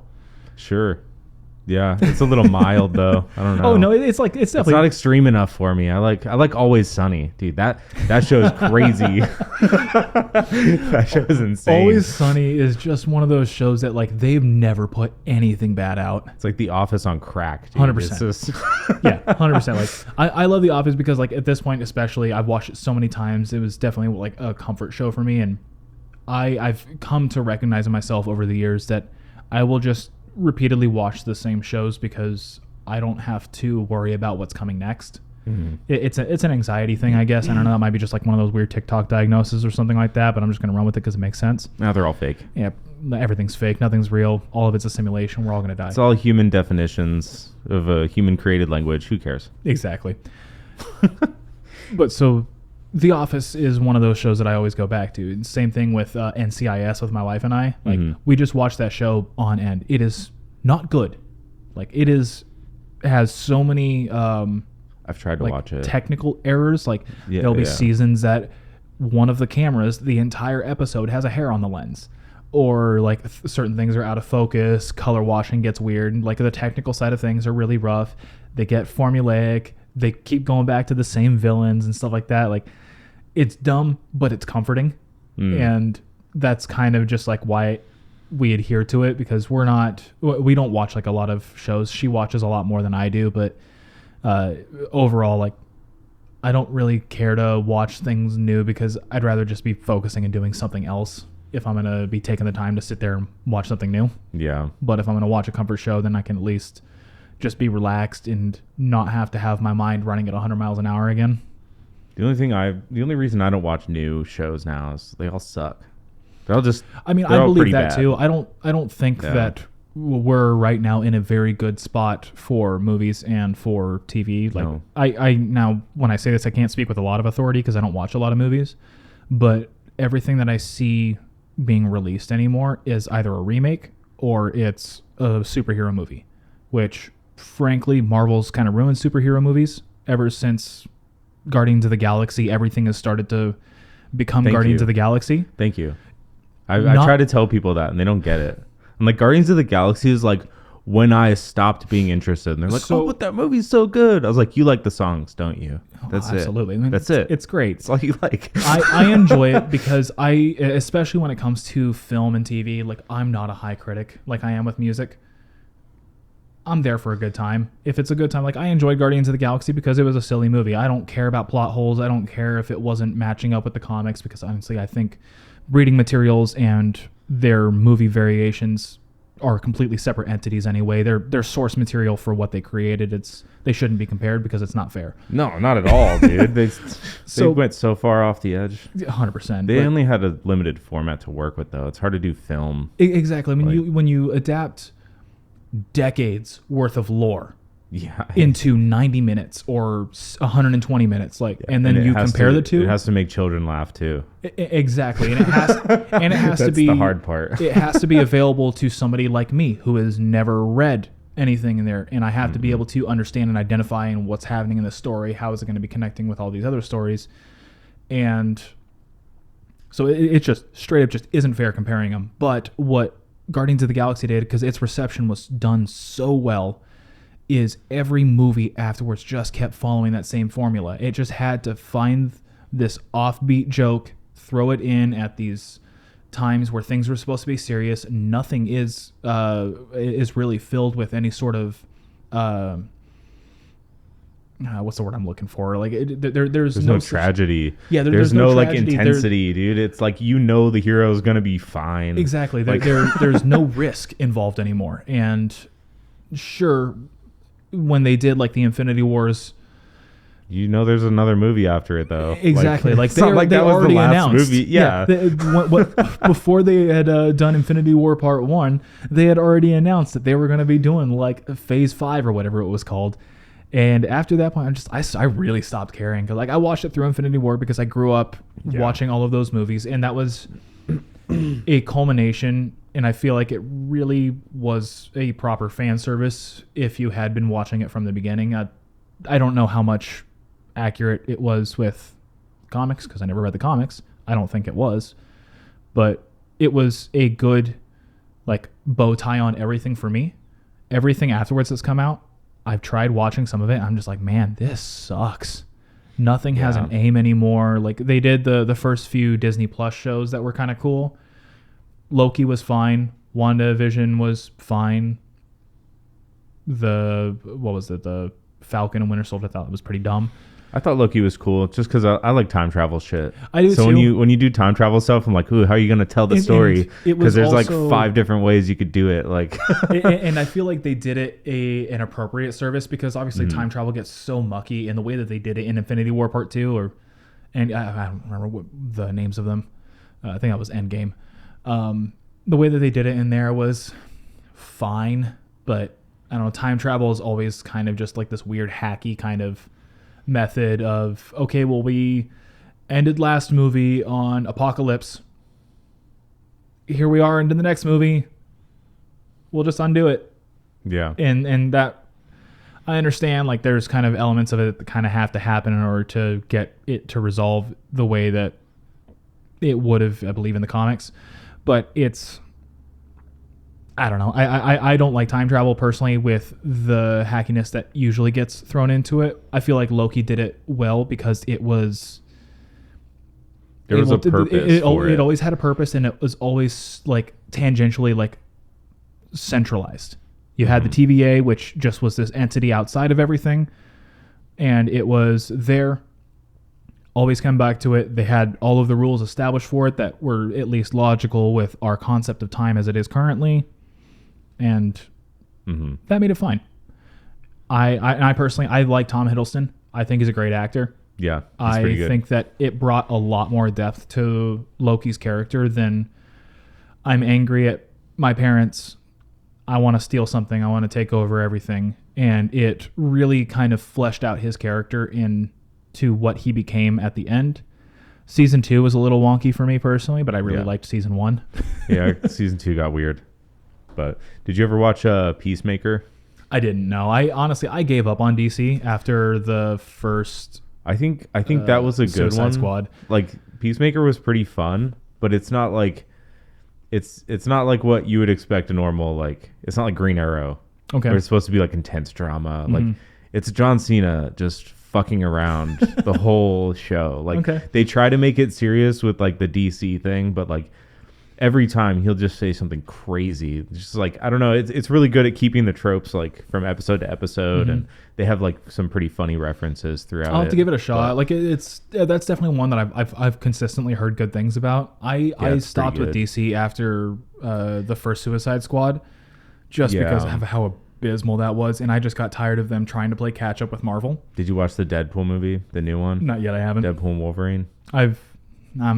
It's I don't know. I thought it was just cheesy all the way through. Like I'm sure that it is. I know I'm gonna watch it because I do like slapstick humor. Like it's one of those. If you things like Ryan Reynolds, you'll like it. It's just a Ryan Reynolds movie, dude. Which I respect that. Yeah, I guess. I'm not a huge fan. I personally like him. I get it though. I do. Yeah, I just don't like the. I'm not a fan of the. Like how edgy and gross can I make this conversation? You know, like, where everything is just like how can I sexually intercourse two random objects into making it something else? Yeah, exactly. This like random shit like that, but it's like it always just is just Ryan Reynolds the whole way through the movie. It's like, fuck. So like I'll watch it probably once. I probably won't go back to it again just because like I do want to see it. I found the story of him camping out in front of what's his name? The Wolverine actor, Hugh Jackman. Like him camping out in front of his house, trying to get him to do the movie, and whether it was all a publicity stunt or not, I don't know. But of course it was. It was funny. I liked it. Yeah, both of those guys, they're just like fucking best buddies, dude. Yeah, they're just dumb hands. Like same thing with like him buying that stupid soccer team with Rob McElhenney. Well, he actually does like soccer, though. Oh yeah, like, no, that's like one of his hobbies for real. He went super into it, but like if I remember correctly, when they like first bought it, like it wasn't like as forefront in him as it is now. Yeah, he like actually improved the team. Probably like upgraded their locker room and shit. Probably hired himself a Ted Lasso or something. Probably he is. Did you see Lasso. that? Yeah, did you see that show? No, I haven't. That show was great. That is a. Well, my wife and I watched that one recently, and it is just a feel-good show. It's like it is a very funny show, but it's also one of those that like I don't feel like from episode to episode that I'm having an anxiety attack because I'm worried about what's going on, or they have to force drama into every situation. Like everything was organic, and it was just done in such a well executed manner, and they made a main character that was extremely lovable. And it is. I highly recommend it. It's a fun show. Have you seen Eastbound and Down? That's one of my favorites. Eastbound and Down. Eastbound and Down. It's like it's Danny McBride, the star, but it's like a sports show too. But it's like he's like 30 years old. Like he used to be in the major leagues when he was like 16, and he just like partied too hard and fell out of the major leagues. But it's him trying to get back into the major leagues at like 30. But it's hilarious. He just has this like, I don't give a fuck kind of attitude. Like, I'm the best. I can get back. They're going to want me. Like, watch this. And it's like him trying to get better the whole time. So Ted Lasso's kind of that on the opposite end. It's the premise of it is Ted and his like assistant coach come over from, they were a coach of some college team in Kansas, and were hired on to go and coach soccer in the UK, and he doesn't know a lick about it. And the whole premise of the show is him being completely terrible at the practical aspect of what his job is, but he's such a lovable and like kind character. Like he just emanates love and compassion to everyone he interacts with. And so even though at the beginning everyone hates him, everybody thinks he's a moron, he's going to ruin their team for him, and it just continues like through these personal interactions with these different people and mending these relationships and just continuing to work with people on their personal levels and watching it then reflect in how they were acting within like the game itself, and just kind of like finding all these personal connections and stuff like that is really like what his skill was. And that it just was a nice depth that isn't really present in a lot of like sports adaptations, I feel. Yeah, I had somebody recommend that to me, and then I told him I'm not super into sports and stuff. He's like, no, it's not about the sports. Yeah, like It has nothing. you learn a It's little like, bit about the sport. They do that's stuff not what with it's it, about, but though. It's like it's a setting basically for the show to culminate itself. it's like saying Eastbound and Down is about baseball. Like, no, it's not. Like that's not what really. it's about. It's about the struggle of this one central dude. Yeah, exactly. But yeah, I don't know. Like most shows nowadays, it's just like you said, it's either a remake or a sequel, or Yeah, it's just got some flat ass storyline that everything is homogenized to try and make money, and I feel like we're finally maybe starting to reach the end of that with like how abysmal Joker 2 was. I think the studio is losing like 150 million on that or something like that after how bad the reception was, and honestly, good.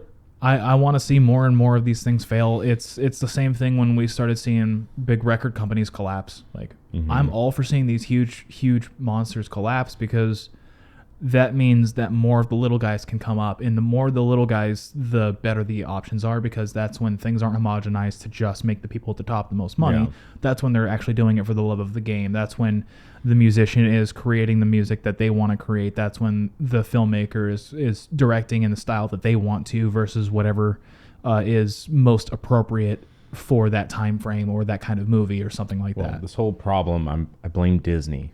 Oh, 100%. Entirely. 100%. 100% on Disney. I blame so much on It's Disney. just the fact that they've fucked up the copyright laws for everybody for 100 years. Hundreds of years, actually. But they just kept pushing the copyright laws out and out and out so they could keep Mickey Mouse.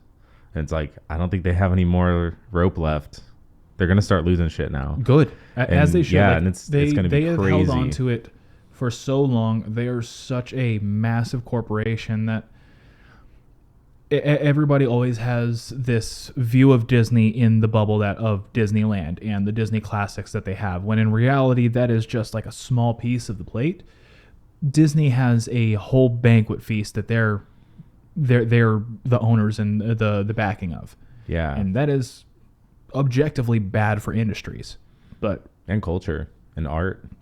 Yeah, because it's not art anymore. It's processed, homogenized, spat out filth that they call, and they can slap a sticker, call it a movie on it, and people eat it up because It's the Disney. remake of Ghostbusters is what clearly their weirdly targeted audience that they've asked said they wanted. Not even. They made that shit up, dude. Yeah. They just wanted to put the movie out. It's called Ghostbusters. Go see it, motherfucker. Yeah, pretty much. And they're they know like, people oh, will. nice. Yeah, they I know will. people will, because the people in the 80s when the first Ghostbusters had come out It was good. loved it then. So why wouldn't the next one be great? The remake, and this just abysmal hot garbage. Or it's just going to suck really bad, but it's Ghostbusters, so I got to see how bad it is. Exactly. And Like, people that's are the still reason going their to. formula is working. It's like, is Transformers 13 going to be any good? No, Like, no, it's but people not. are going to go watch it just to see how bad it is. Yeah, the Fast and Furious movies are like anybody walking in, they will tell you, no, this is not a good movie. It's going to suck. Yeah. Like I stopped watching them after I think the 7th one or something like that. Yeah. I didn't even watch several of the ones in between. Once they started jumping cars in between buildings in Dubai, I was like, all right, you guys, come on. That's pretty cool. It's cool. It's completely illogical. It's like, there is no way in hell you are going to be able to jump from like the 17th floor to the 15th floor when you're like 500 feet away and you had maybe 100 feet to get the launch, and you have no ramp that you're launching off of. That's not going to happen. Well, when you have family, you can do anything. All right, I'm done. I quit. Yeah, those movies are pretty bad. There's this movie out there called Super Fast or something like that. Or It Too sounds Fast. familiar. I don't know. It's a parody of all those Fast and Furious That's movies. great. Yeah, and they get a guy who's like the bald white guy with the tank top. That's Vin Diesel. They get some dude who looks like The Rock. He's like constantly just spraying baby oil on his arms, just constantly lathering baby oil on everything, and like it's pretty funny. Have you ever seen Kung Fury? Yeah, dude, that movie's one of my favorites. I love Kung Fury. Like, that's the kind of stuff that I really enjoy, where it's just like, It's so dumb, but it's dumb in the right way. It was absurd humor, but it was good. Like it was good absurd humor because it really does catch you like off guard. You're like, every single what? time, but like all of it still just kind of comes together in like this perfect harmony. Where like, because I think he came out with a number 2 not too long ago. It was a formula of a story. Like it was a storytelling formula. Oh, 100%. You could follow each element of the story, you know, like to a T. Yeah, like they literally wrote it out on like probably like a first grade storyboard, you know, just, but it like the absurdity and like paired with like the video effects they used, like it was all on a VHS pretty much. Like it's just like kind of made it blend together to where it's like, you don't care how fucking blocky this story is. Like, I don't care. Like it looks, it looks so interesting. Like going back to Family Guy for a second, like it's the same thing there. Like all of their stories are very, you have A plot, B plot, you have the culmination, the part where it all comes together. This is the climax of it as far as the, like how it's being affected and how they're going to resolve it. You have the very beginning where he discovers the linchpin of the episode or whatever it is. And you can very clearly see all of these elements of the story, but that's not why people are watching it for the story. They're watching it for these dumb jokes. So as long as it's like tangentially strung together, it doesn't really matter. And that's why that show is gone on for, what is it, 21 seasons or something stupid now? That's all it is. It has nothing to do with the story that they're creating because their story is barely linear as is. Like the only running things that they have, like outside of just the regular jokes, are just when actors die. Yeah. And like that's the only canon thing that'll actually happen in the show, but it's good. It's good enough, quotations, to keep people coming back that they're going to be able to keep putting out this kind of stuff because you can write any one joke 100 different ways and just spread it out over the course of 20 years. Yeah, that's why I'm not a fan. Yeah. I think Seth MacFarlane is lazy. I agree. I don't like his creations. I should take that back. Orville's pretty cool up until the final season. I haven't seen any of it, yeah. Orville's pretty cool. The last season gets really weird. I think Hollywood got to him. It's just a little too woke. I don't know. It gets weird. You're like, why is this episode about this again? Like, kind of doesn't need to be here, but whatever. And everything's filler. He's just completing out a contract. Yeah, well, it's not even that. Like this was his baby. Like he'd do interviews about this show, and like this was like one of his favorite things. You know, like he finally got to make a sci-fi show. It's based on Star Trek, one of his favorite shows as a kid or whatever. But it was good. Like the plot was really really good, and then the last season, like he just started throwing in one of the episodes just to be about something that's like not relevant. Episode 2, not fucking relevant again. It's like the plot didn't like, move. Like the ship doesn't matter anymore. Now it's just about the characters going through some whatever social bullshit trial they're going through. But it's like, I want to see what happens to the Orville, the crew, like what's going on with the mission, all that shit. Yeah, it just like, kind of fell apart. That's the part that's upset me the most. I don't care if they're implementing different different characters, like in terms of like if we have a trans character or a gay character or this one here is going through X, Y, or Z crisis. I don't care about any of that in terms of it being put into the show. I care about if it's being distracting from the show because you're just making it to highlight a point. Like I feel like the bulk of Disney movies are doing that now, is they're just trying to make movies to highlight a social issue instead of having just it be a part of it. And it's kind of misrepresenting and misusing those social issues because they're making money off of it. Yeah, like write an epic story. I don't want a story about a girl who's bipolar. I want an epic story. Like if the girl has certain traits that make the story this or that, that's fine. Make the aspects of her bipolar diagnosis, make it a part of the story, but the story needs to be cohesive and logical beforehand. You can't just implement, okay, well this character is going to be this, write a story with that, because right there you're already forcing a story into a mold that may not necessarily be fitting of the rest of that character or like how you may write. It's like every story is about an identity now. I don't know. It's kind of weird, but yeah, and I think it's more indicative of a society that we're in because we're continually and increasingly lacking in identity, which is a whole issue on its own. But I don't even know where I would begin with that. I think we're almost too focused on it. I think we're too focused on it to the point that we don't have our identity because we keep trying to force it into other things. We hear X, Y, or Z thing that makes us feel right on the inside or something like that, and we're like, okay, well, cool, I'm going to start latching onto that. I'm going to start consuming that, and in so much that it becomes enveloping that whatever this paragon of an identity is now who I'm becoming, and so I'm becoming a copy and paste version of whatever it is that I'm consuming instead of allowing yourself to fulfill and grow and truly become who you are.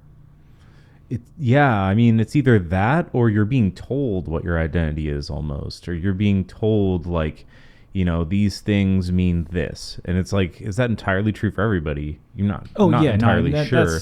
So you're connecting with these stories, like about, you know, a girl with some sort of diagnosis, or like these, you know, this problem over here. Like you're identifying with these certain stories, but who's to say that's like exactly how humans work or how society runs? But I guess I forgot where I was going with that point. Yeah, I lost it. I mean, I do agree with you there. Like, I feel like we put certain things up on a pedestal that, okay, well, we've created a trans character, and so now this is your example of that, and we've created a story designed around them, and that's how your story should be, and too many people are looking upon that and seeing that's what my story should be, instead of continuing to grow and adapt in their own stories, and with they're not doing it like in a community anymore. They're doing it. That's where I was going with this. Is that you're creating an identity almost? It's like creating an identity for you. Now that's not exactly who you are. You're kind of forcing all these different puzzle pieces into things, and it's just creating a train wreck inside of you. It's like of all these ideas that just don't match up with who you actually are. I feel like your identity is almost supposed to be like not even your choice. Like it's not your choice. Your identity, like I would agree with that to an extent. It's like who you become based on the choices you make. Yeah, that would be the way that I would probably phrase that. To make the choices based on what you want your identity to be, I think is a slippery slope. I agree. Yeah, I wholeheartedly agree, because that's how we get to the flat earthers, or whatever it is. Like you have a flat earther. They didn't get there because they thought, this ain't right. This is pretty flat, yeah. Whatever I was taught in first or second grade was clearly a lie. It started with somebody planted a seed of something. They liked something in that seed, and they said, okay, well, this is what I believe. Now I'm going to go and find the research that corroborates what I believe, instead of the other way around, where you need to be doing the research and finding out, okay, well, this guy says the earth is flat, but all of his information is completely bogus, because the earth is not flat. It is provably and undeniably not flat. I've had to remove 2 people off my Facebook fairly recently for this. I never remove people. I remove. I just keep them going. I remove certain people because I don't like wasting my own time, and I don't like people who exist solely to antagonize me, and whether it's their fault or mine. I don't want to go on my Facebook and just be angry at something. So I will curate myself to do that, because I'd rather, I'm not getting my news from Facebook. That's stupid. And anybody who does, stop, get it from a real source. And my Facebook is there for me to just be dumb with my friends. Like, yep. Yeah, it's for comedy. I don't want it to be serious. Like, too many people try and make these positions, and they're these founts of trying to be inspirational knowledge and stuff like that, and everybody and their grandmother is monetized on it anymore, and nothing is genuine. And I feel like that probably leads into a lot of kind of the same issues, is nothing is genuine. Everything is manufactured. Everything is like the reaction videos that you see, they're all overblown and extremely over exaggerated, probably cut in ways that make it 100%. Fake. There's no way that this same dude can react to the same cookie cutter breakdown 30 times in a row and think it's amazing as balls. Illogical, because you're talking about like metal reaction videos. Like, they're one of a long list of reaction kind of people. Like there's just like kind of like that format in general, or the people who will do the trends on TikTok, and like that's their whole feed is just different trends and stuff like that. Like all of it is disingenuous, blown out of proportion to feed the need for likes and comments and subscribes. Well, that's what people want, though. They don't want genuine stuff. How boring. Exactly, and that's the problem. I want like, the fakest shit imaginable. But we've created so much of it that it's becoming the norm. And so the kids that are growing up in this world of TikTok and in this world of the no longer wild, wild west of YouTube, they're just subject to all of this over-processed, hyper-exaggerated nonsense, and that is their reception of what the world is like outside of whatever their microcosm is. Yeah. And that's what is leading to a lot of the divides and issues, and we're seeing a bigger split in between generations in terms of just like the content that's consumed, the things that they believe, the way that they operate, how their social interactions will go. Mm-hmm. There's greater and greater divides, whereas our generations, millennials, X boomers, there's at least a little bit more of overlap that's happening there. But there's, especially with like latter end of Gen Z and Gen Alpha, the split on those is drastic in comparison. Yeah, I remember when fucking touch screens came out. I was like, what? I was like, man, I would hate this. I'll just get it all dirty, and now everything is a touch screen. Well, my laptop is a touch screen. I just don't use it.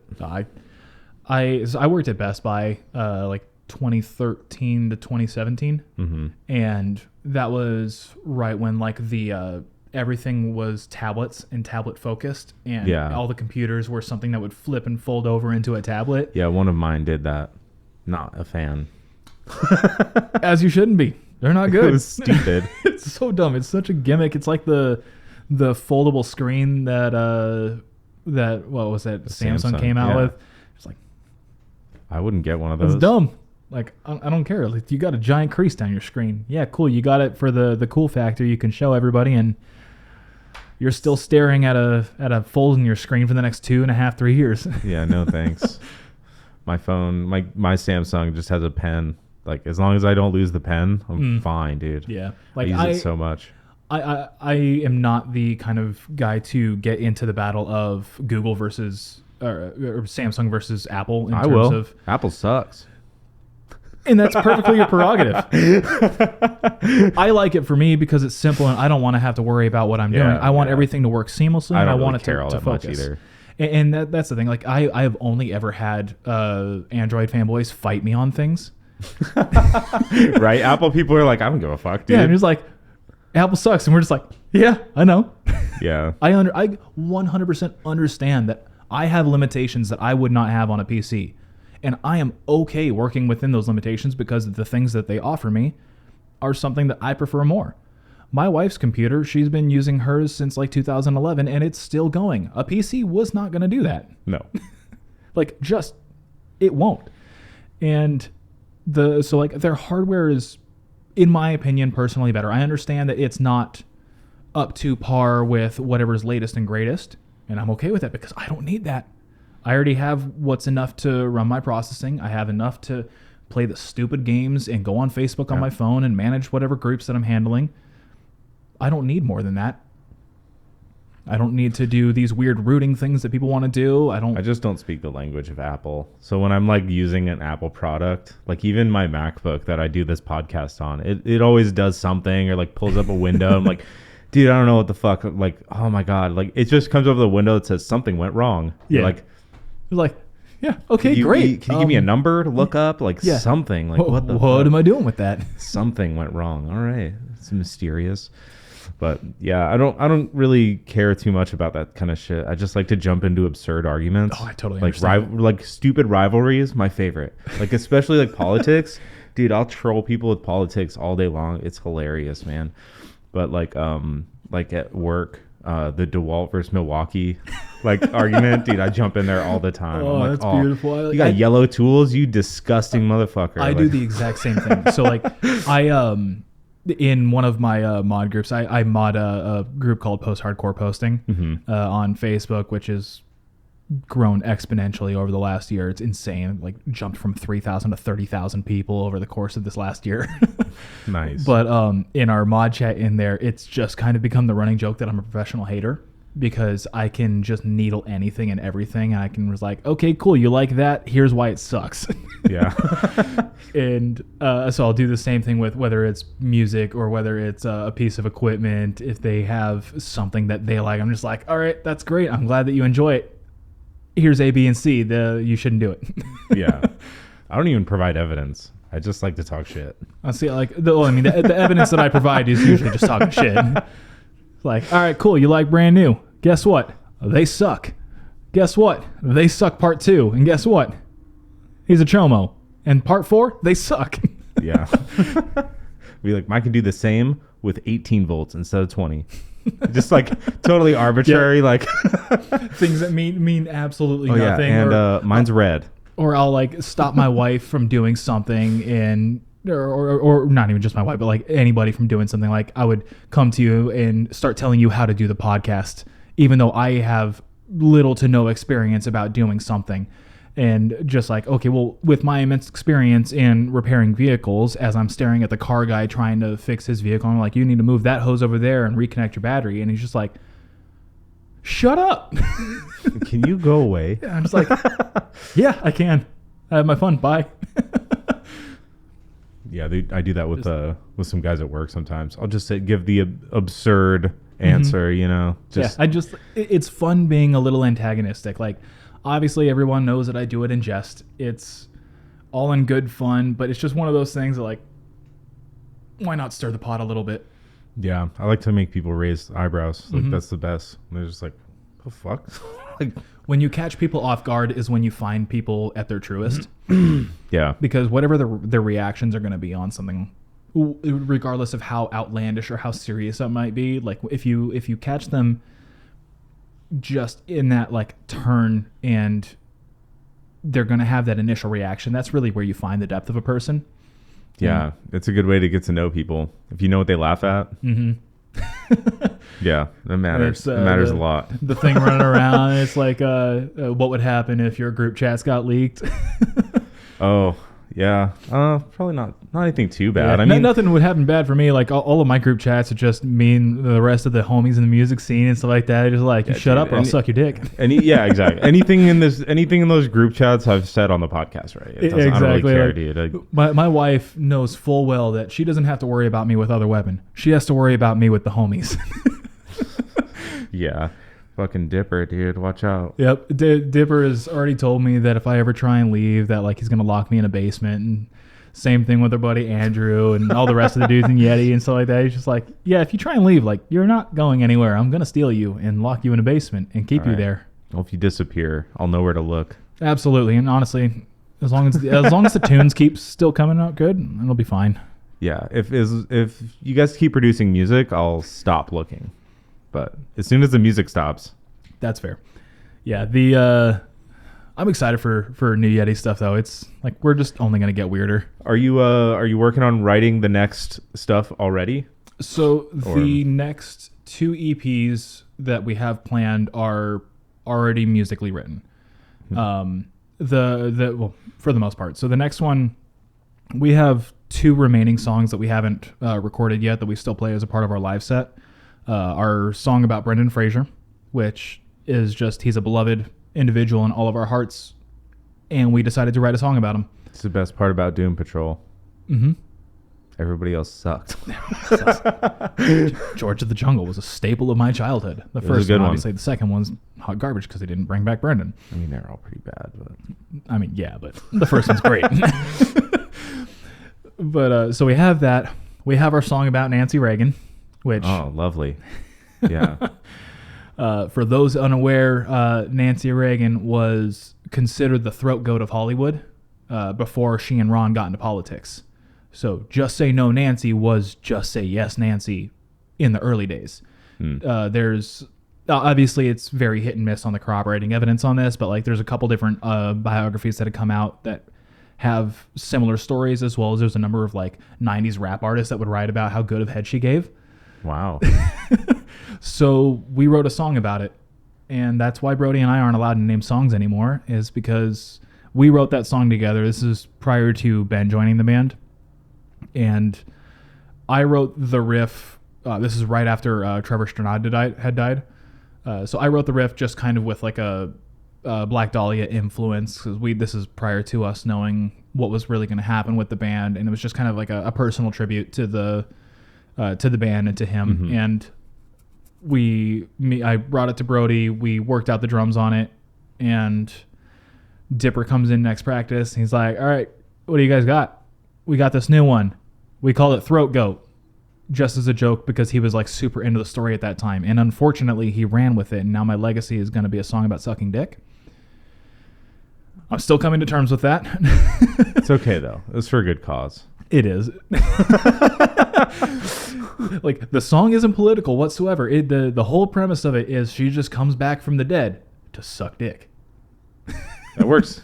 And it's another one of those songs, like, the original version of the song is maybe 90 seconds, maybe a little bit longer. And I extended it out a little bit just to add to kind of like a little bit of ambience and mess around with it a bit. But so we're going to have those two. And then to finalize that EP, it's going to be rounded out with a song about the botched lobotomy of Rosemary Kennedy. Wow. So it's going to be kind of like our Weird People's EP or something. It's starting to sound a little political. And see, that's the thing. It's not. That's the funny part.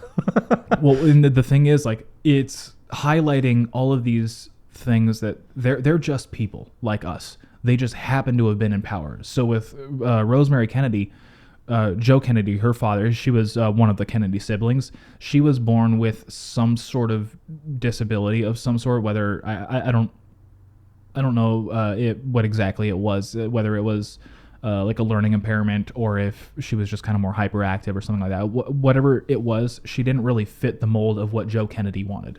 And This is right around the time that like the lobotomies had grown in popularity. And this is prior to the ice pick method going through the eye, which is prior to it all being debunked and gotten rid of finally. But so the first iterations by the guy who did it, he would literally just deaden you up and drill into the side of your head and start removing your brain in order to get rid of the bad stuff. And with her, what he was doing was having her sing like "God Bless America" in the middle of it, which is just haunting as all get out. And I would definitely want to incorporate that into the song. Is there a recording of that? I wasn't able to find one. There's no way there is. So I'm going to have to make it myself, unfortunately, but I'm going to try. But so he was having her sing that while he was doing it, and he was like having her sing songs, continue talking and answering questions until he finally hit something. And he's like, as soon as he hit it and heard like the change in her speech patterns, he's like, shit. And legitimately reduced her, I want to say that she was in her teens at this time. I might be wrong on that. To like a 4-year-old. Yeah. Just right out. She lived out the rest of her days. Like the rest of the family would go and visit her and stuff like that, but she was just put up in an institution somewhere in New York. Yeah, I heard about that. And like, obviously that's terrible. Joe Kennedy is a monster. That is not a secret. There's nothing political about that. He's just a monster human being and terrible and should never have had children, much less been a part of any society. But there's a lot of people where they just brush the details right under the rug. Yeah, I mean, that's most things in politics, like, and just anybody, or most things in general, like anybody who's held at... It's getting harder and harder to do that. It is. It's getting pretty crazy. Like, I don't know what to believe anymore. Because it's like getting harder to hide this crazy shit that people are doing. Like, even the whole Hunter Biden laptop thing. Like, dude, what the fuck? Like, how does this like son of a president have the laptop like that? And it just gets swept away like it's nothing. Like things get swept away. The details of it get like super weird just because there's so much shrouding it and so much misinformation that gets thrown at it, instead of recognizing that most things that happen in terms of like national security and getting like FUBAR'd in any way, like usually it's because somebody was hyper stupid or didn't pay attention. It's not usually about some giant conspiracy theory. It's usually just some idiot accidentally did something, which is like the guy who discovered it. He like wasn't. I forget like what he did exactly. He was just like opened it up and discovered all of these magical things, but didn't properly like turn it in. And there's just so much mystery shrouding like where things might have come from, and then what happened to it, and how did this happen? How did he have these? Okay, well, how was he over here at this time? There's just way too much things that cloud it, that all it does is just raise suspicion. Nothing ever gets resolved. Nobody ever gets punished. And it's just left as another ink blot on our history again. And it's the same thing. Like every single presidency has something like this. And most of them have multiples.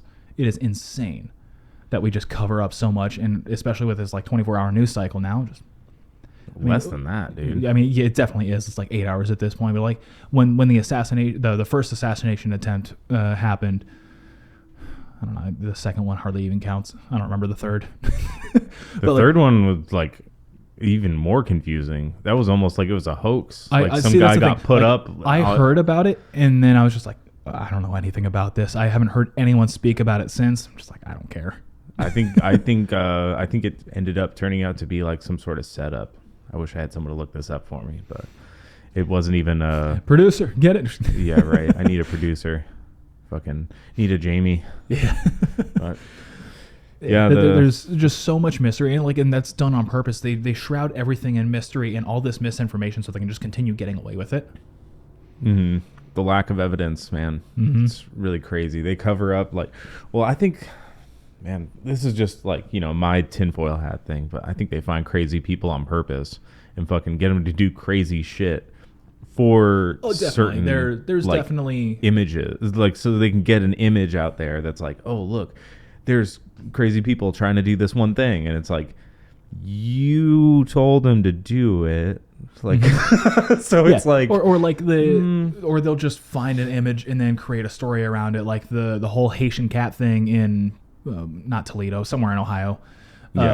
And it turned out that it was like a fake, like one of them was a fake image, the other was a fake image, one of them was just like an image taken 200 miles away that was from something completely irrelevant and wasn't even Haitian or something like that. And like all of the things around that story were just made up shit that came out from literally nothing. Like nobody could actually trace it back to anything because it was not real. And so many stories like that happen anymore because nobody will do anything about it. Well, not cats specifically, but there's definitely traces back to like ducks in a park. And like shit, that happens out here. I'm just saying, like there is people no eating law animals saying that you can't take a duck from the park. I have 430. I'm just kidding. I mean, that's debatable. Is it hunting season? Do you have a license? Who says I'm hunting? Like, yeah, right. I'm just catching a cute duck. Catching a cute duck. I'm just gonna bring him home. I'm gonna feed him well. Don't worry. You can look at my history. My history says that I have much more compassion for animals than I do humans. Sorry. Well, you're not Haitian. That's true. Exactly. that therein lies the issue. I'm just joking. I don't know any Haitians. I don't think. I don't either. I went to a Haitian restaurant once. That was really good. What'd you have? I don't know what Haitian food is. It was kind of like a Caribbean and kind of like Creole. It might have been a fusion restaurant for all I know. I don't know. I'm kind of an idiot when it comes to food. I was raised like my mom's super backwoods Southern, so everything was just infused with a ton of butter. Yeah. But it was like Did you have the dog or the cat? Oh, I had the pig. Like I had like a jambalaya with it basically. Mm-hmm. It was so good. I wish I don't. Is it like spicy or something? Like what's their? I personally had some. Like you could add the spice levels. It was kind of like a Thai for me whenever I went. Oh, okay. Like how Thai, like you can get the varying levels of spices. This particular place that I went to, it was. I get as hot as I can every time. I get it usually. Like if I haven't been to a place before, I'll start with a medium because medium is varying enough that if it's too low, I still at least have something to like help titillate my tongue while still having the flavor of the food. And if it's a hotter medium, then I can work with that. I don't like things that are hot for the sake of hot.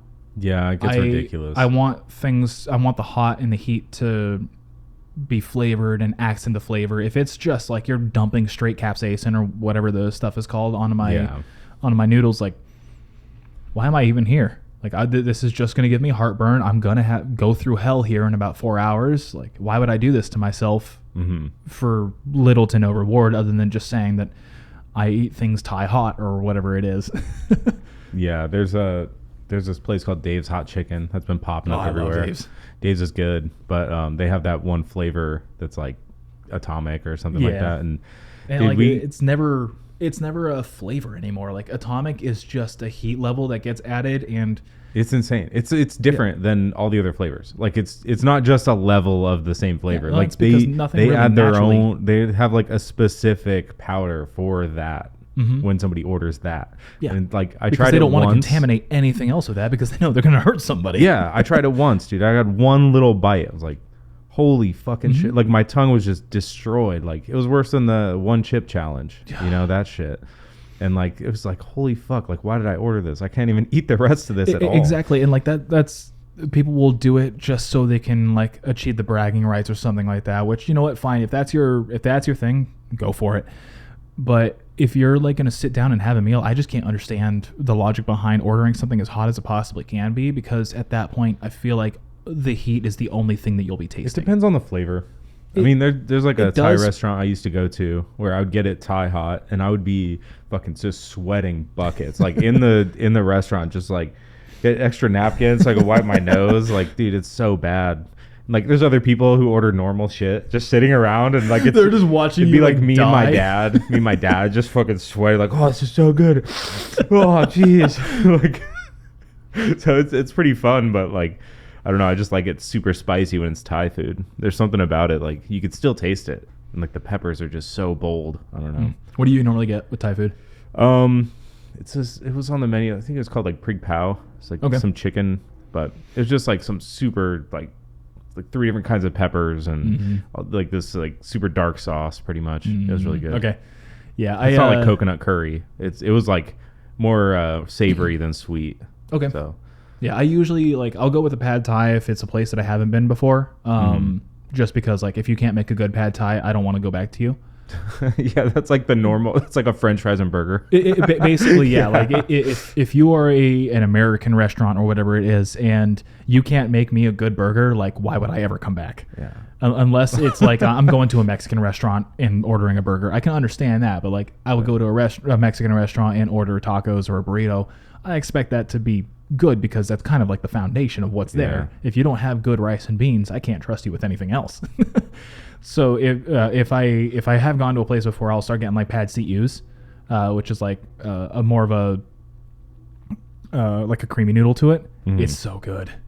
Like that's kind of like the next level, in my opinion. Like pad Thai usually is kind of like the entry for a lot of folks when it comes to Thai food, either pad Thai or like just like a yellow curry or something like that. Coconut bullshit. Yeah.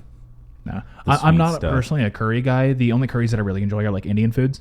Indian curry, like the dark orange, like super spicy. Yeah. So I went to an Indian restaurant and the guy, he came up and he was like, he's like, how hot do you want this? Because I asked him for this specific thing on the menu that had like 2 flames next to it. Everything else just had like normal. Yeah. And that was the one thing on the menu that looked like it was super hot. I was like, I want to get that one. And he's like, how hot do you actually want that? Like, are you sure that's the one you want? I was like, yeah, I've had it before. I want to get that one. He's like, what's the spice level you can handle? I was like 9, 8 or 9 maybe. And he's like, okay, hold on. And he goes to the back and like he brings out this little tiny spoon with like some of the sauce on it. He hands it to me, and I tried it and it was just super fucking hot. And he's like, how hot do you think that is? I was like, I don't know, probably like 8 or 9. He's like, that's like a 3. And I was like, all right, give me a 5. It's like, I'll be fine with a 5. Dude, yeah, I was like, holy fucking shit, dude. It was probably just pureed peppers. He probably fucking dosed me with capsaicin at that point just to see me fucking sweat. My wife's side of the family, none of them can handle heat whatsoever. Like, I don't cook whatsoever. I was really never allowed in the kitchen as a kid and just don't. My wife's love language is cooking. I will let her take care of that. That's convenient. It's great. It works so well. But the one thing that like I usually will do anything food prep wise, like I can make a salsa. and I'll go and I'll usually like find some sort of like fruit infused salsa. So like personally, my favorites are usually to like infuse habaneros and chilies or strawberries together. Okay. And or I'll do blueberry and mango with habanero. Okay. But her side of the family can't handle heat whatsoever. Like I chop up a jalapeno in there, and it's too much for them. To like leave. Almost. They're just like. It's like an onion. So how much you cut a did you jalapeno on the other side of the room? Almost, man. It is rough. I'm just like, how do you? It's a jalapeno. It's not even hot. This one's like not even that fresh. There's not that many. Like, come on. Yeah, that's crazy. I don't know. I don't know how they do it. Like it's very much a pepper is too spicy kind of situation.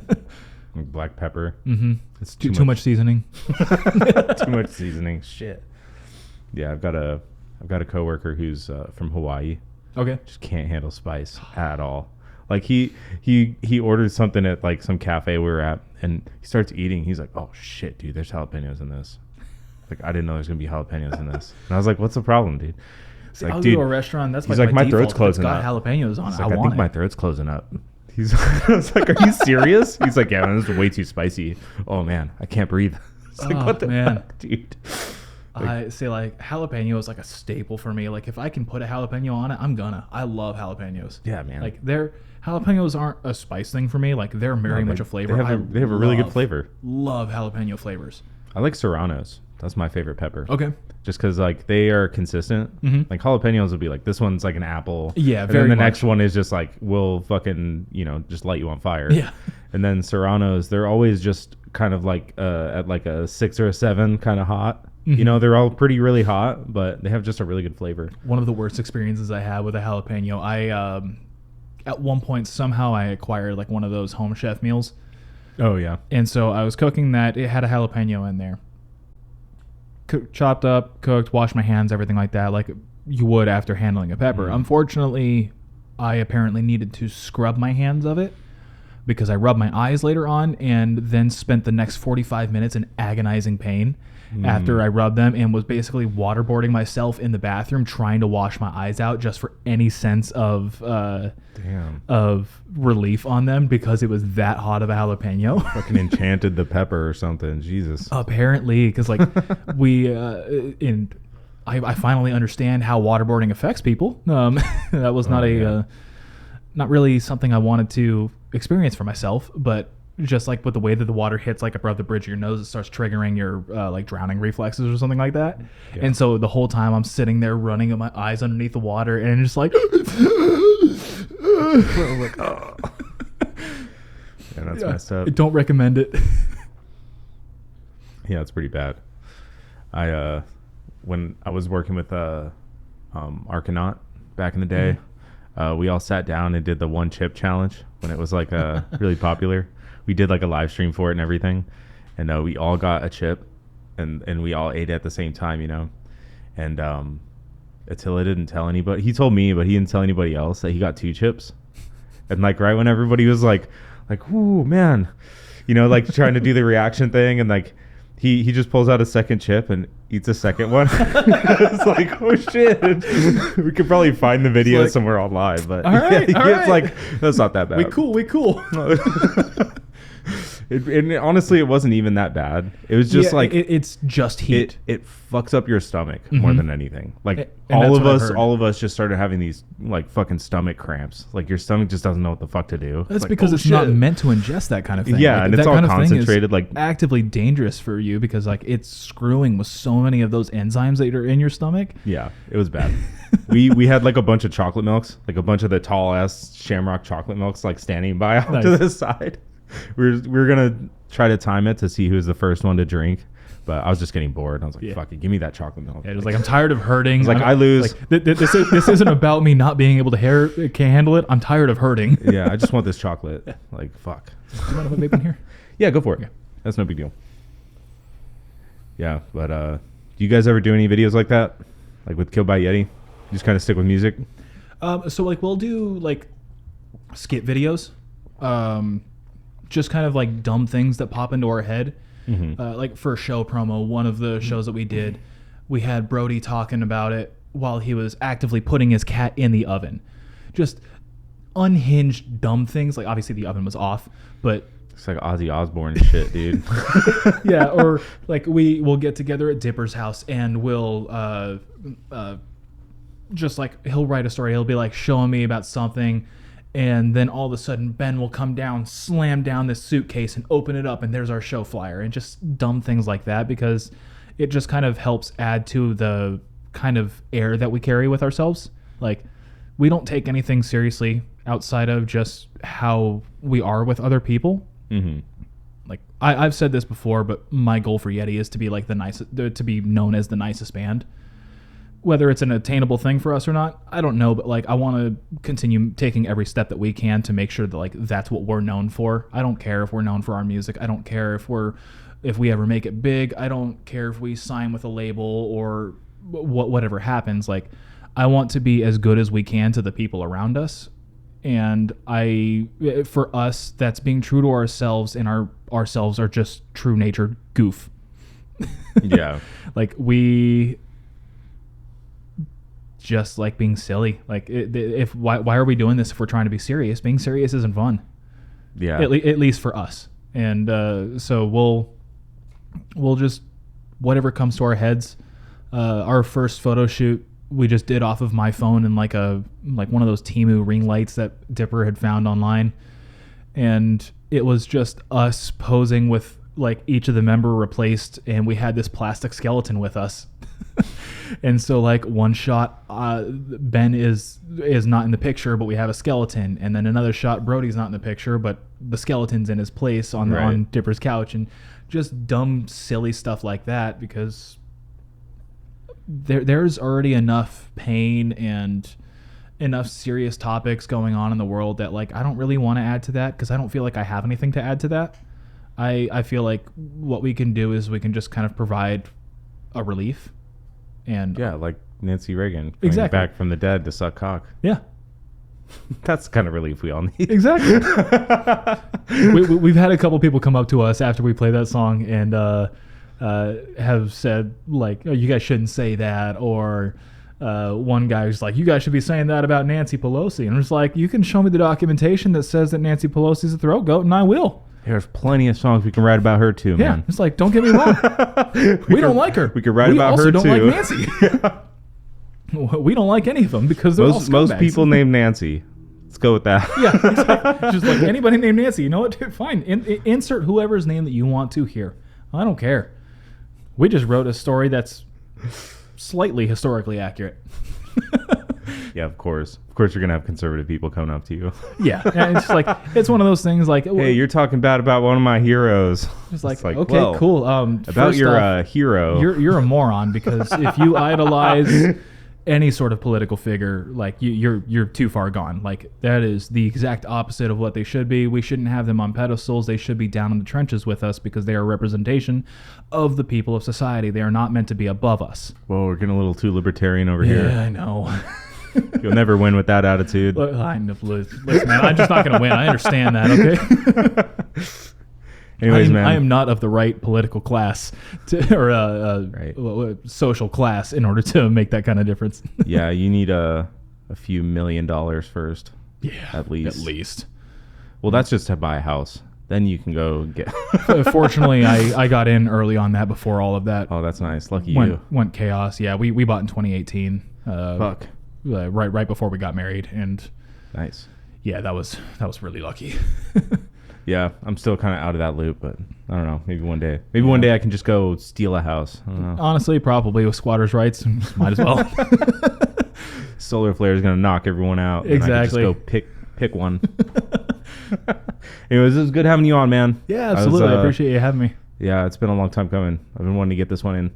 We'll have to have Dipper back on to refute. Definitely. That way he can balance my logic with his insanity. Yeah, exactly. I say that with absolute love. Dipper's one of my favorite people in the whole world. We've known each other for like 3 years now only, and like the friendship that he and I have fostered, and like how we connect musically, it's different than anything that I've done before. That's good. And just in how like we really are on the same wavelength. Like I take whatever nonsense that he brings me and I'm able to funnel it down into like a logical and cohesive song. Like digestible. Yeah.